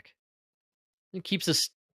Like that would be the dream, right? To be rich, so in case you need anything, you can get it. But just like, you know, disappear with a backpack and a hammock. I've always wondered how these homeless people, and it's definitely got to be mental illness, but you know, if I were to be homeless and be nomadic, I would want to be stealth and a minimalist. I wouldn't want to have things holding me back. Yeah. You know, needing a cart of some sort. You know, once you got the cart, that's what I'm saying. Hey, we might as well buy a home. Yeah, man. exactly, dude. Barbie girl in the Barbie world, dude. You're collecting all your material shit. I just always think like, man, if I hit the point where I'm homeless, I'm getting rid of everything I got. Why would I be holding on to all this extra stuff? But that's the mental illness part. You know, if you're homeless and you're carting around this cart of basically trash, what are you doing? Like, that's insane. So you think you only go homeless if you're mentally I think ill? it's like 99%. It has to be mental illness, man. Because just from a logical perspective, if you had no place to put your things, you would get rid of most of your things. You wouldn't want to have multiple things with wheels and your cart and shit around, and it's too much. It's illogical and it's insane. It's literally insane. It's literally insane. Yeah, that's crazy to think about. The dudes think about all the like. I hate the clutter. I have room to put shit, and I'm like, no, get it out. Right. So you know, I think logical, mentally health people, they, you know, we're good at decluttering, kind of shrinking our lives down and being stealth with our movements and where we're going. Whereas homeless people who are insane, the real insane ones, they're surrounded with shit. They have tons of stuff that they're trying to transport all over the place, but they're not going anywhere. Why do you have all that stuff? Get rid of the stuff. Trim it down so you can, man, just have a backpack and a hammock and get to where you need to be, but make sure you can just keep everything tight and close to you. Then the world's your oyster, dude. You could go. That's what I'm saying. You could jump on a train, go to Portland. You just go to all the different liberal cities where they give free handouts to homeless people. Just go around and around, collecting around. Most of them don't leave Denver because we just give them free handouts for life, man. It's incredible what we do here for the homeless. But crazy to imagine. Oh, I think about it all the time, and it's not as true now as it was. I want to say like 5-10 years ago when Emmett was working at a dispensary as a bud tender, and I was working at a bar cooking food in a greasy tiny kitchen. Back then, I used to always say, I would point to homeless people on the road and I'd be like, we're one paycheck away. Don't forget it. We Oh, are yeah, we are so one paycheck close. away. That's the thing. You teetered for a long time Yeah. there. You know what I mean? Me too. You know what I mean? Like all of us. I think everybody. Abs- If you lived a good life, if you did it right, teetered. yeah, you had to balance it. But you know what? I think about the homeless thing a lot. Again, like the carting around of the possessions, how like just in my mind that's mental insanity to like be like, well, I got no home, I got no car, but I'm gonna gather 3 shopping carts and carry around a bunch of shit that should be in a house. You know what I mean? Yeah, it's Garbage. put it in the Pure fucking dumpster, garbage. dude. Yeah, exactly. I think about that all the time, and you know, just how mentally speaking, you have to be in a certain mental place to get to that point. And if you're somebody who can keep in your mind like, I could easily be homeless. Actually, I got to watch myself. I got to take care of myself. I should maybe not react with rage in certain situations. I don't want to go to prison. I don't want to. There's all these. Don't Yeah, get man. fired. I better watch what I say to the boss. I could lose my job, and then I could be like that guy living under the bridge. So like, I always feel I like do I'm this too, and close. I'm one bad. yes, which I one think, wrong line. dude, it's a great mentality to have. It keeps you on your toes. But the other thing that I think about with the homeless is, and the potential for like us to end up in that situation is, I don't think it would happen because we have 2 very loving, caring families who would stop at nothing to assist us. If we lost the house and lost our jobs, we have Baltimore and Chicago where we could go to and have families who would be like, hey, we have a place for you to stay, get you back on your feet. Come on, we'll take care of you. We'll help you out. And so I think a lot of these homeless people, along with the mental illness, no family. It's a good call. If you ended up in dire straits and you had no house, no money, no car, no nothing, I wouldn't be doing the podcast here in my house while you're doing it on the side of the road. You know what I'm saying? Like, it would be way more interesting. I think we'd have a lot to talk about. Or me on the road to your house. Oh, with your cart. How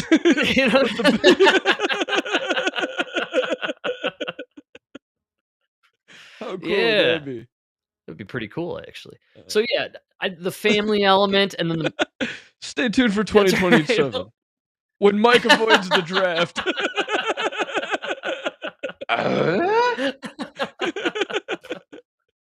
If you know, you know. You know. We're still not out of the weeds yet, man.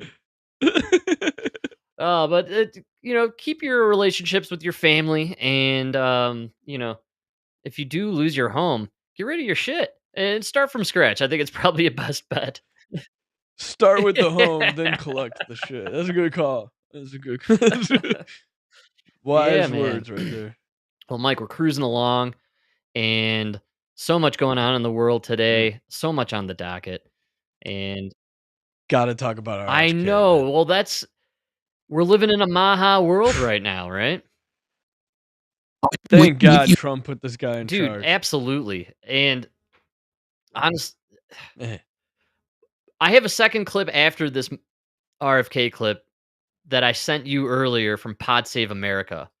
The beauty of RFK is his whole thing is, I just want to clean up the environment and make everybody healthy. That's his whole thing. There's no other variation on top of it. It's, I want to clean it up and make you healthy. It's very simple. It's very These people are poisoning you and your family. I want to stop. Dude.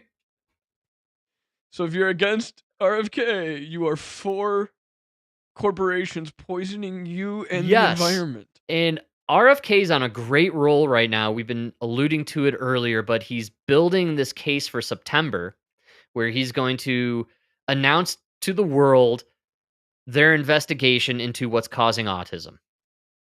And I think we all know the answer. Chemtrails. Spoiler. Chemtrails! And vaccines. And probably vaccines. And so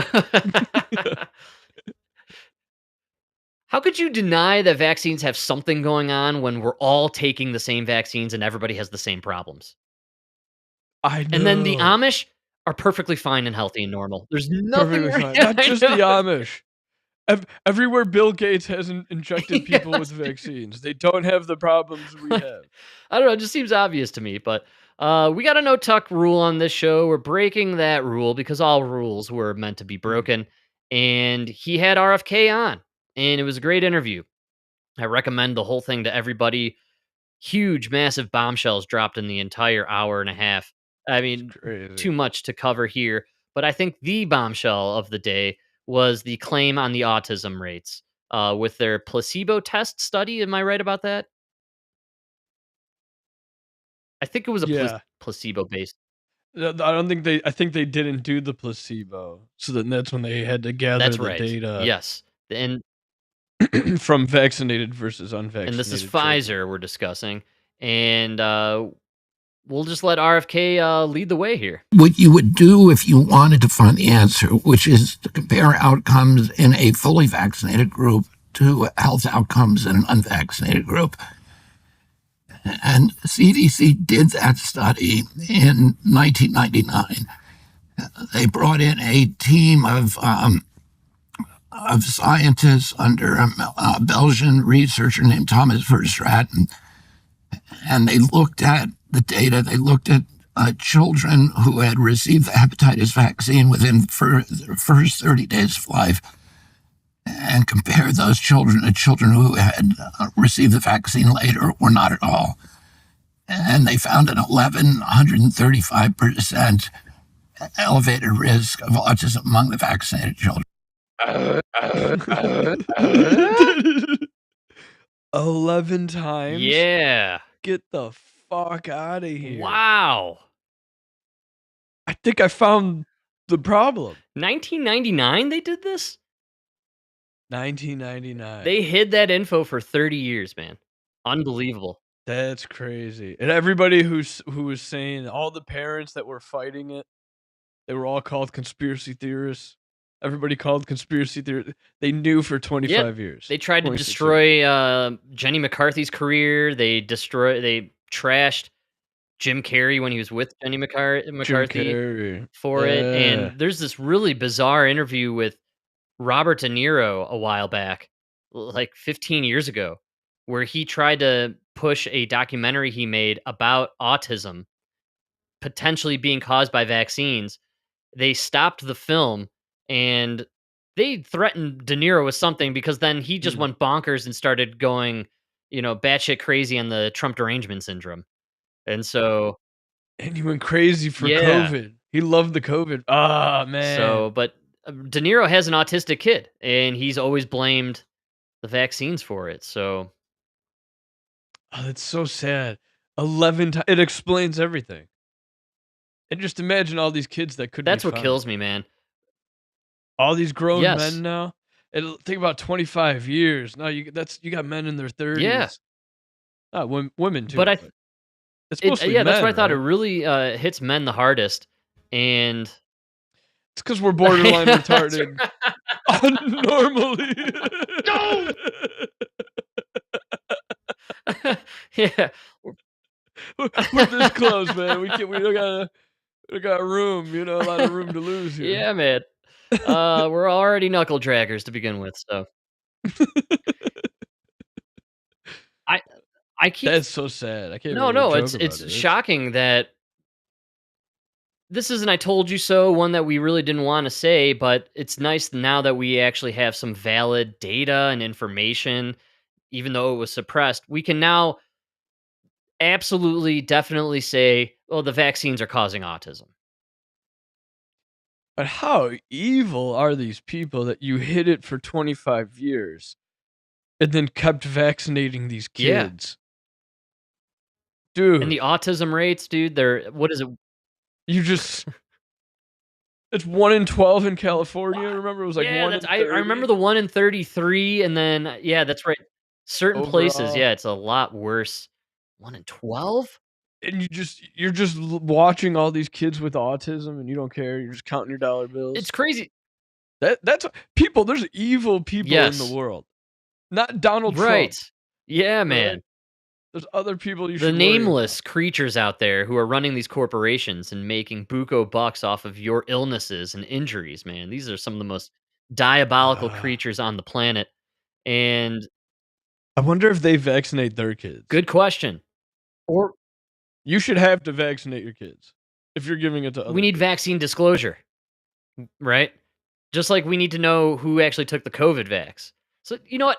No way they give this Right, shit to their kids right. because they didn't even take their own COVID vaccine Yeah. when they claimed it was like population threatening. Like we had to save grandma and everybody else and do your duty and take your shot. You know, I imagine. Yeah.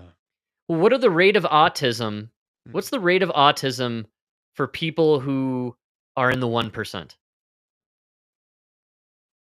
That's a good question. I would more like to know people who work in the pharmaceutical That is an industry. even better question. So of all Right. I bet you they more align with what the is the Amish. rate of autism with every CEO of the pharmaceutical industry over the last 30 years? Let's take a look at those Yeah. numbers. But none of their kids I have doubt it's 1 in autism, 33. right? I'm just to throw that out there. And you know what? While we're at it, how many family members of the CEOs of all the major pharmaceutical companies took their booster shots for the COVID-19 vaccine? Yeah, or Even the even the first first ones, man. ones. Right? It's a good question. We'll never know the answer to those queries, unfortunately. But yeah, it's crazy. It's just sad. I often think about how when we were in school, in elementary school, I mean, we had like the one guy with Down syndrome and the other kid who was retarded because he got hit by a car, and then like there was maybe But even the kid with the Down syndrome was like a little goofy, normal. but Yeah, no, we still like in the regular class. He just went to like an hour exactly. special. No, that's yeah. And he rode the short bus, but like It's still like, all right, it's you just know? this wasn't something you and I dealt with as younger people. We did not have to live or go to school in an environment where a a high percentage of kids had autism. It just 1 in wasn't a 30. thing. 1 in 30 is a lot. I And it's the worst part is it's the hepatitis shot. right. Where are these kids getting fucking hepatitis that they need a vaccine? Yeah, and RFK goes on to describe how the only time there needs to be a hepatitis shot is if the mother has it and you do it prenatal, I believe. Yeah, And before, then yeah. there really is no reason actually to give the hepatitis B shot to the baby. No reason at But it's all. probably the one causing all the autism. Oh, That's man. devastating, dude. That's so evil. It's so evil. And like 1 in 12 in California. How many Man. kids are in a classroom? 30 kids? So I mean, if it's 1 in 30, one kid in every class has autism. If it's 1 in 12, dude, you got like a handful of kids in every classroom with autism running around. That's I think they do like special, like there's a special school in Chicago where they're all, it's man, crazy. They're all like the ones in like the electric no, oh, wheelchairs. that's brutal, dude. Dude, it's heartbreaking. This seems to be leading to a point where RFK is going to open the door for these assholes to get sued finally for all the horrible things they've done. I just feel Hopefully. bad for all these parents out there and these families who've had their lives ruined by this stuff, man. And it didn't need to happen. All of this happened because a bunch of people like Tony Fauci and Bill Gates wanted to make a profit and add a wing to their mansion somewhere. You know, that's You're yeah, so that's really what sad. it comes down to. How many children did you sacrifice? And now you think about like, because some of the at like that school, you'll see families that have multiple kids, and like maybe it's not your genes, maybe it's just your genes' reaction to this Absolutely. poison. Yeah, again, You know? Oh, it's just so you feel bad sad. for the parents, dude, because this is Ah, well, for you imprison everybody. the parents then to having to take care of this human being for the rest of their lives. Not Yeah. for all of them. There's a lot of high functioning autistic people on the spectrum out there. I get it. But there is definitely a percentage of these people who need assistance for the rest of their lives. And that's awful, man. Because then you never, the beauty, I think, and the joy of being a parent is you do the whole thing, but then somewhere around 18 years later, the kid goes off and does their own dance, and you get to Yeah. enjoy the life again finally that, you had sacrificed in order to raise the kids. But if you end up having the situation with the extreme autism, man, you're signed up to be a parent until the day you die, man. It's Yeah, terrible. it's horrible, dude. Unbelievable. That's gonna be the hardest part about the reveal that we're gonna experience, and it's just starting. We yeah. are at the tip of the iceberg right here. Eventually, and come September, I think we're gonna know everything about the COVID shots, what shots are causing what types of issues, and the neurodegenerative diseases that are rampant in our society. I think they're gonna link to all these vaccines. Uh, I think they already talked about the yeah, ADHD, the ADD, this is all gonna come yeah. down to aluminum. I'm telling you right now. It's all Well, yeah, they admitted it. and it's what they're spraying in the chemtrails, it's what they're pumping in the vaccines. The aluminum has been doing all this shit to our brains, and it's probably to make us dumb and dull. They wanted create an idiocracy for the common man, so that way we could just stupefy ourselves through our existence, never ask any questions, die early, and then never collect our Social Security in the end. That's the whole game, dude. I'm telling you right now. I can't believe we're still arguing about the fluoride in the water. Well, that's I mean, did we have it for thousands of years? No. right. Right.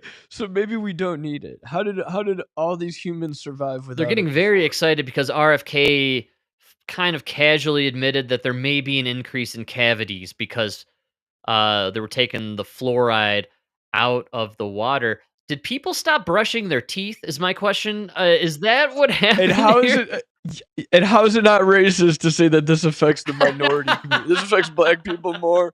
What, do they not brush their teeth? Is that what you're saying? The statue that they put up in Times Square of the black guy looking for the DMV. Next to that statue is the black woman searching for toothpaste in the grocery aisle. Just scratching her ass with a toothbrush. What else are you gonna do with it? What else is it for? Are they really saying that it'll disproportionately affect communities of color if we took the floor? Yeah, they're out there saying that. Yeah, Frank. That was why we started doing the fluoride. Wow. So it was because these black and brown people don't. So brush it was to make these people retarded. Now I fully believe that it was diabolical and evil. Yes, there's definitely something sinister going on here. It's so racist, the shit they say. Yeah. So, black community needs fluoride. The best part about RFK and the MAHA movement making America healthy again is inevitably, because it's tied to Trump, we're going to get Trump derangement syndrome, and people are going to fight against whatever it is that's aligning with Trump. So, because he was a Democrat until the Democrats went after him in court to get him off the ballot. It's so unbelievable, dude. I don't. How could he be fascist and Trump's Hitler? He's literally your right. Party. Wow. Yeah. Kennedy is everything you guys stood for 3 minutes ago. You know what I mean? Before you put on the kafifas. You know. All right, son. Put on this pussy hat. Wrap this kafifa around your shoulders. We're gonna go protest them polluting the water. All right. We need the pollution in the water. What is going on here? What kind of world are we living in? The pushback is my favorite part. The Trump stuff is really funny because they can kind of find an edge and be against Trump on some level. But with RFK, again, the dude is just trying to make all of us healthier. He's trying to clean the water, the air, the food. It's incredible that anyone would be against it. But here we are. You have to have somebody against this guy. Gotta be dude, your favorite, the fellas over at Pod Save Trump, had this lady come on. And Dude, this is so unbelievable. I can't believe this is real. I thought this was like The Onion or some sort of Bumblebee, the Babylon Bee or something. No, this is Frank. This is crooked media. Are you kidding me? These guys work for Obama. It works for the Pod Save fellas had this lady come on to kind of dispel all these fantastical lies that are coming out of the MAHA movement and from RFK Jr. So they're going to go down the list of all the things that RFK is trying to get out of our food. And they're going to interview this so-called expert who's going to tell them why these things are really good for us, actually. I want to start with seed oils. The reality is that they are part of the health. Right there. For those that can't hear, she's very healthy. Right? You would imagine the person coming on to argue RFK would have like... Dude, RFK... She looks sick. She's pasty, you know she's I mean? pale, like, she doesn't look like she's done any running recently. I mean... Or showered. I mean, RFK every day, every interview he shows up for, looks like he just got back from like pumping iron on the beach, shirtless, you know, and like running a mountain. You know what I mean? Like he looks jacked and suntanned and just ready to rock, man. And let's get the petroleums out of the food. Okay, now cut to this. Pasty hasn't seen the sun in a long time. Hasn't showered. Woman looks very sick. I guarantee you she had long COVID. Definitely a long COVID victim. And yeah. And she's going to tell you why the petroleum products. And they start with seed. I love how they start with seed oils. Seed oils is like the one thing even people on the left are like, can we get that crap out of our food? Like that stuff is pure poison. Pod Save America. Tell us why seed oils are actually good for you. Dude, this is incredible stuff. I want to start with seed oils. The reality is that they are part of a healthy diet. We've had huge studies showing the importance on like heart health, for example. So let's talk food dyes. Contrary to popular belief, a lot of these dyes are allowed in Europe. They are not banned. They just have different names, right? They have different names. Yeah, see, Mike, you're an idiot, dude. They're putting petroleum in people's food in Europe and nobody complains. Come on. No, it's just a different name poison. Same poison, different name. It's still petroleum. They just call it something funnier. It's just a different name. Come on, stupid. When we look at it in human studies, at the dose, we usually get it. There is no harm around it. So let's do fluoride now. Fluoride is really important for our teeth. The question that's being debated right now is whether we should add it to our public water supplies. We started adding fluoride in the mid 1900s, and it really helped decrease cavities, like an incredible amount. It's incredibly safe, and it benefits the most vulnerable. There's a lot of money in this that I don't think we can ignore. And so people who demonize seed oils, for example, are also selling products that claim to reverse the damage. I want to start with seed oil. All right. Pod Save America. Come on, dude. Yeah. Seed oils are good It's for you. It's so funny because the people out there like that go on Joe Rogan's show or on Adam Carolla's show who talk about the negative effects of seed oil are always like, oh, you should be using really natural oil like olive oil, extra virgin, you know, you should use these healthier oils, stay away from the canola and the seed oils. Yeah, you're not going to believe this. You should use the stuff they've been using for all of eternity. Dude. Not the stuff that we started making in the 50s. And I like the idea that we got to put fluoride in the water for your teeth. Well, what teeth in my belly are we fluoridating here? Like, who's drinking a glass of water and like rinsing their mouth off with every gulp, man? How about you just brush your teeth? And if you want fluoride, buy the toothpaste with the fluoride in it, right? Man. It's really not that. It's crazy. So did you hear what she was saying about the dose? That's what. Like they're not like nowhere in there did she say it's not poison. Frank, it's called something else in Europe, and the dose. We usually get the dose right, so it's not even harmful at that dose. But it's fucking poison. And the way they get you is it's a healthy amount per serving. But we're fat Americans. That bag of Doritos is like 12 servings. So you're getting 12 times the recommended amount of poison right? when you sit down and eat that whole bag. Right? Yes. You ever see the back of those Ben and Jerry's little fucking pine things? It's like 4 servings. Wow. Who's splitting that up 4 into people? 4 I'm pounding that in 4 bites, dude. I'm getting the big spoon. This is the play of the powers that be and the mainstream legacy media with all things involving the poisoning of masses of people. They do the same thing for cloud seeding. Everybody can go to Wikipedia. You can check out cloud seeding. They got all the cool graphics. They tell you all about what they're doing. and they give you all the information about what's going on in there, especially silver iodide, which you can click on and check out the compounds that are involved. And you scroll down to the bottom, they have a thing called hazards. It is extremely hazardous, the silver iodide.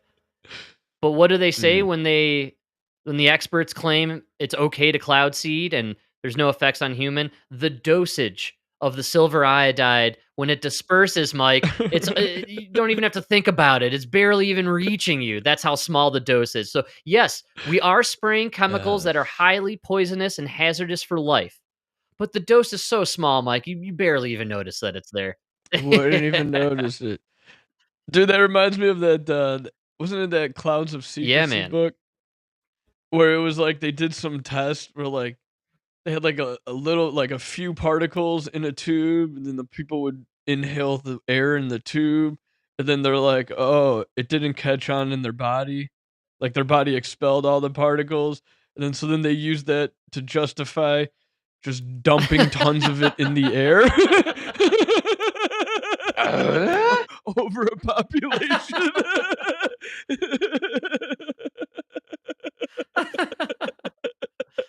You remember that? It was in that. It was, in that book, absolutely. Right?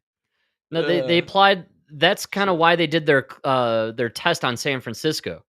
It was essentially, we're going to test various dosages of this bacteria that we're going to infuse into the killer fog. And we're going to see what results, who gets sick, who dies, who's susceptible, or, you know what I mean? Who's more of a victim. Well, they said nobody was susceptible because they did this test with like a little tube and a few particles. I can't do it justice, but it's an incredible story. The leap from like this little test in a lab to like, all right, we're just going to dump tons of it onto this population. Clouds of Secrecy is a great read. Watch it disperse. Right, dude. It's so fun. This is like 40 years ago too. So think of what they've been doing in that time frame, man. I mean, everything they do to us, they're testing to see what the results will be, long term, short term, how many people get sick, how many people die. That's what we're the rats in this experiment here called America. Always. Man. Yeah. So good times. Oh, that's such a crazy clip. That's what the left is. Don't worry about the dosage. You guys are for Iran. You're for Hamas. You're for poison in the food. I think you're on the wrong side. Absolutely, dude.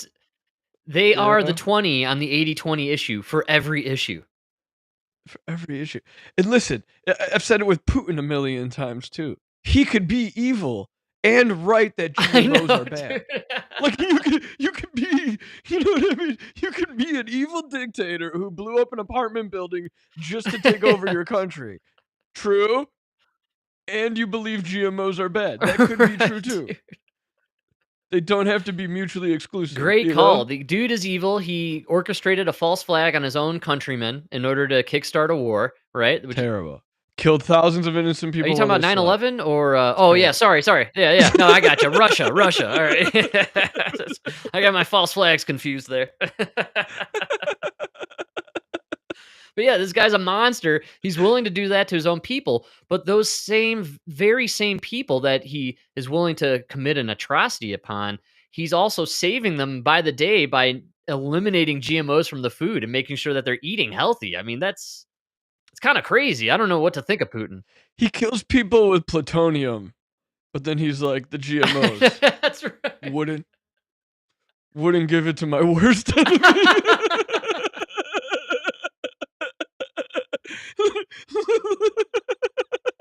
Literally put like plutonium on a doorknob. Great call, dude. Plutonium on the doorknob is totally fine in his book, but God forbid he gives fake food to the people of Russia, right? If you survive the plutonium, you will have an orgasm. Rest assured, in the hospital, those fruits are organic. You know? Yeah.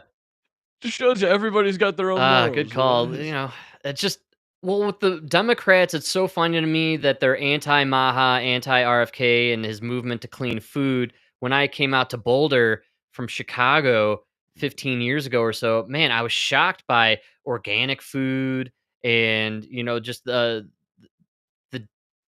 Local locally grown. grown stuff. Yeah. Liberals back then were into whole milk and raw milk, and Raw milk. and liberals, believe it or not, back then were anti-vaccine.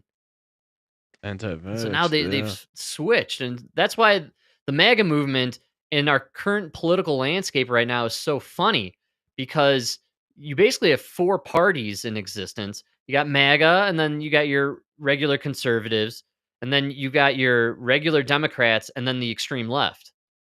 And right. The extreme left, they're about to vote in a socialist for mayor in New York. So they're going hard left. Dude, that guy's gonna win. That guy's for sure. Dude, but they're pumping a lot of money. So I've been thinking about this Zorhan guy a little bit, and is it possible the DNC decided we need to lift up this socialist in order to kind of sound the alarm bells and get the donors all in on Cuomo? Like, maybe people were sitting it out. There's not a lot of people donating to the DNC now. And maybe they needed to light a fire under some donors' asses in order to get the funds rolling in. And so what they decided was, okay, hey, let's let this extremist take the nomination in the primary. But then as an independent, we'll run Cuomo. Because they have to deal with their other independent who they've kicked out of the party, Mayor Adams. Right? So... Right. Well, he's got no chance. Everybody says he's it. toast, man. Yeah, absolutely. They turned on him. They think he's corrupt. It's crazy. Former cop, yeah. right? All he did was go to Turkey for a nice vacation. Turkey. But I've been... What a shitty thing to trade your career for. Something about the Zohan guy reminds me of Trump. In what He's way? populist, man. He's riding on a populism wave of hardcore leftists in the Democratic Party. I mean, you think of the MAGA version of the left are the people who want socialist ideas. They want to take from the rich and give to the poor, and they want to open up our borders, and they want to let everybody who's come in through the border to be a guaranteed citizen and have all the rights as the rest of us. And the hardcore element of that party, this populist group, is all in on the socialist thing. That's the AOCs, the Bernie Sanders. It's a socialist movement. And so when I think of Trump in 2016, a lot of it felt like Hillary wanted Trump to be her competition. No, they were pushing for him.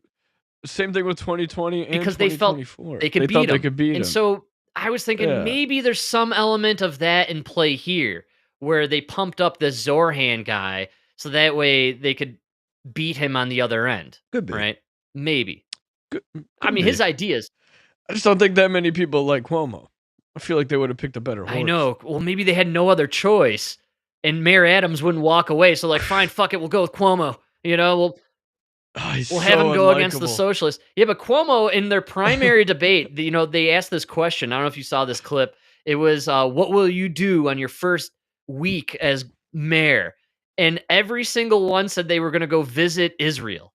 All of them. They all said they'd visit Israel because I don't think there's a city with a larger Jewish population than New York in this country, if I'm not mistaken. I think they have the high. So even Cuomo was like the first one. He's like, I'm going to spend 2 weeks in Israel. He was all about it. Zorhan Mamdani, or whatever this guy's name is, he said he wouldn't go anywhere and he was going to do stuff for New Yorkers and fix the city, which I think is a great answer. Great answer. But yeah. Until you expand on that answer and talk about free supermarkets. Please go to Israel. I implore everybody who's down with this Zorhan guy to check out the government-run grocery stores in North Korea. You're in for a surprise when you see what the government does when it runs your groceries.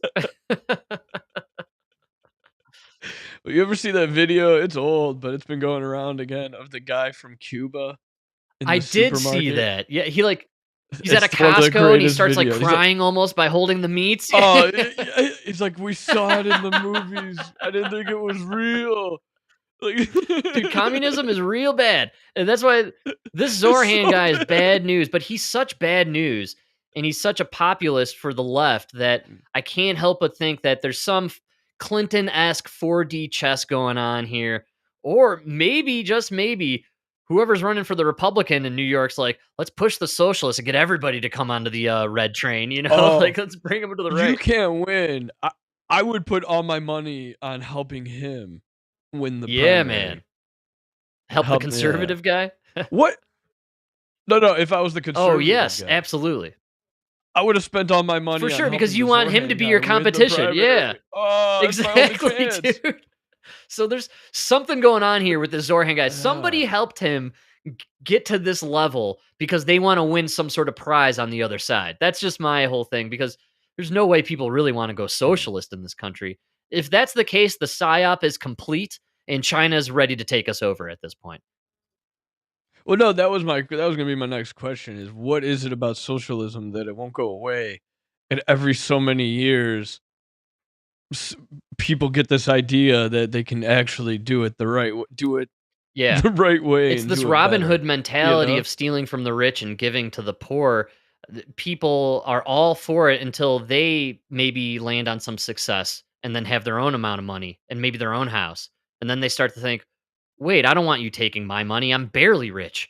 Like I'm on the lower end here. Yeah. But the poor bottom doesn't care. They want it all, man. Once you own that house, you're on the other side of the line and we're coming for your stuff. I mean, they've never been able to bring everybody up. Every socialism always ends with everybody being but poor. People who vote Democrat because they want the government to do stuff for them and give them stuff.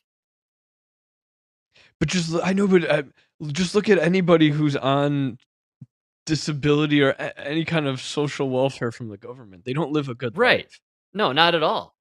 I think you and I can both agree on that. But what is crazy to me is this is kind of like a maturation of the idea of, well, the government is designed to take care of this minority group and this victimized group, and we need to cut money to these people and give housing to these homeless. And the Democrats believe the government's job is to take money and resources from those who pay their taxes and give stuff to people who don't pay shit to the system. That's their whole that's their whole platform, man. And so if that's your platform, socialism sounds kind of like what you're hedging towards. It sounds like what you want, right? You want to take everything from this group of people and spread the wealth out so that way everybody's poor. Okay.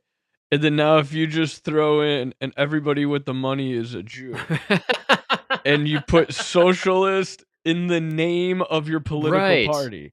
Now, what is the disconnect between socialism? Why can modern day leftists not see the connection between socialism and Nazis? Right. And that Trump, the most pure capitalist we've ever had in the dude. White House, is the total opposite of socialism.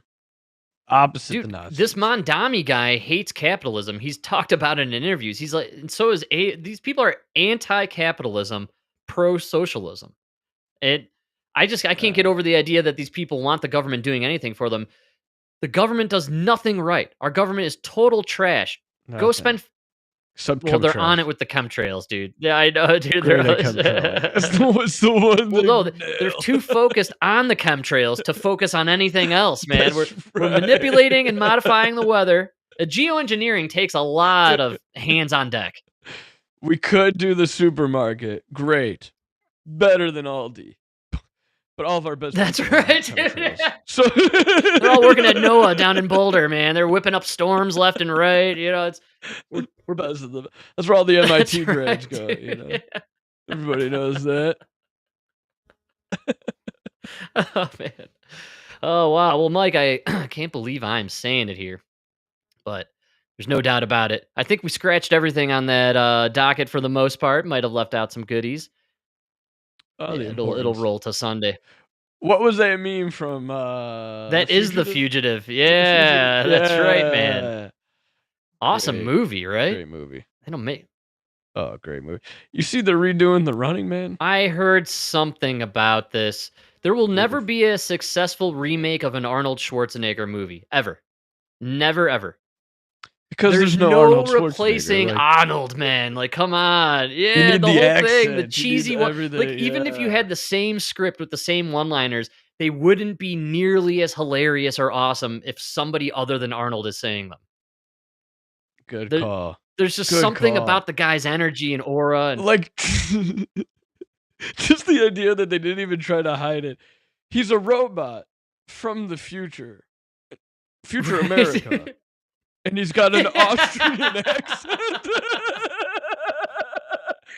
and they just totally gloss over it the whole movie. It's just like, yeah, no, that's how it is. For 2 Terminator movies. And the other Terminator, plain white guy English, right? So there's, perfect English, both from the same future. Battlefield, just opposite sides of the line. Yeah, same future. Didn't even talk about it in the movie. Didn't even try to explain it. You know, Skynet in the future probably has multiple headquarters and manufacturing plants where they're making different robots in these future wars. Maybe they just tapped into the Austrian plant, brought that guy over to America, sent him into the past, right? Because he's made with German steel. You know, it's a harder robot. It lasts longer. But Skynet, all the programmers, they're all in America. Who programmed in the Austrian accent? Well, I think like they had to be. No, we got to think realistically. You know? I bet you the programmers were in India, right? They were Indian programmers, and they thought, confused. You know, well, we got to come up with a different accent here. We'll go with Austrian for our German brethren who gave us the steel to create these indestructible robots. That's a great call. Yeah. That's one of the greatest parts. I never thought about that, actually. Robot from the future. All his movies. I never even think about his voice or accent. It's just, you go to click on an Arnold movie, you're in it for the voice, for the accent, for the choppy English. Like, that's what you want out of this guy. The action is secondary. The one-liners is what you tune in for.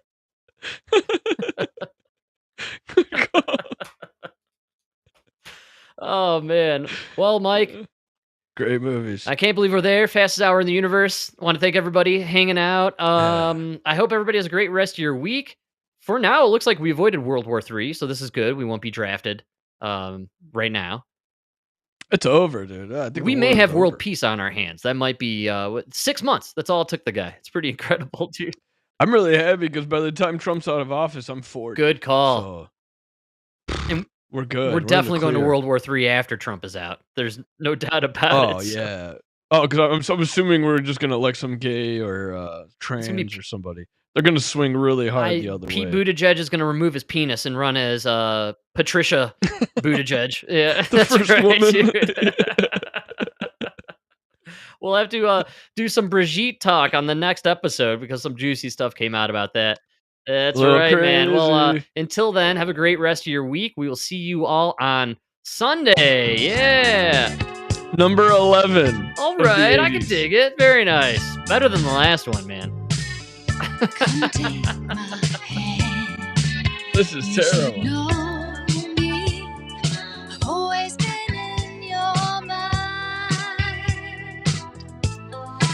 The 80s might have been the worst decade. I'm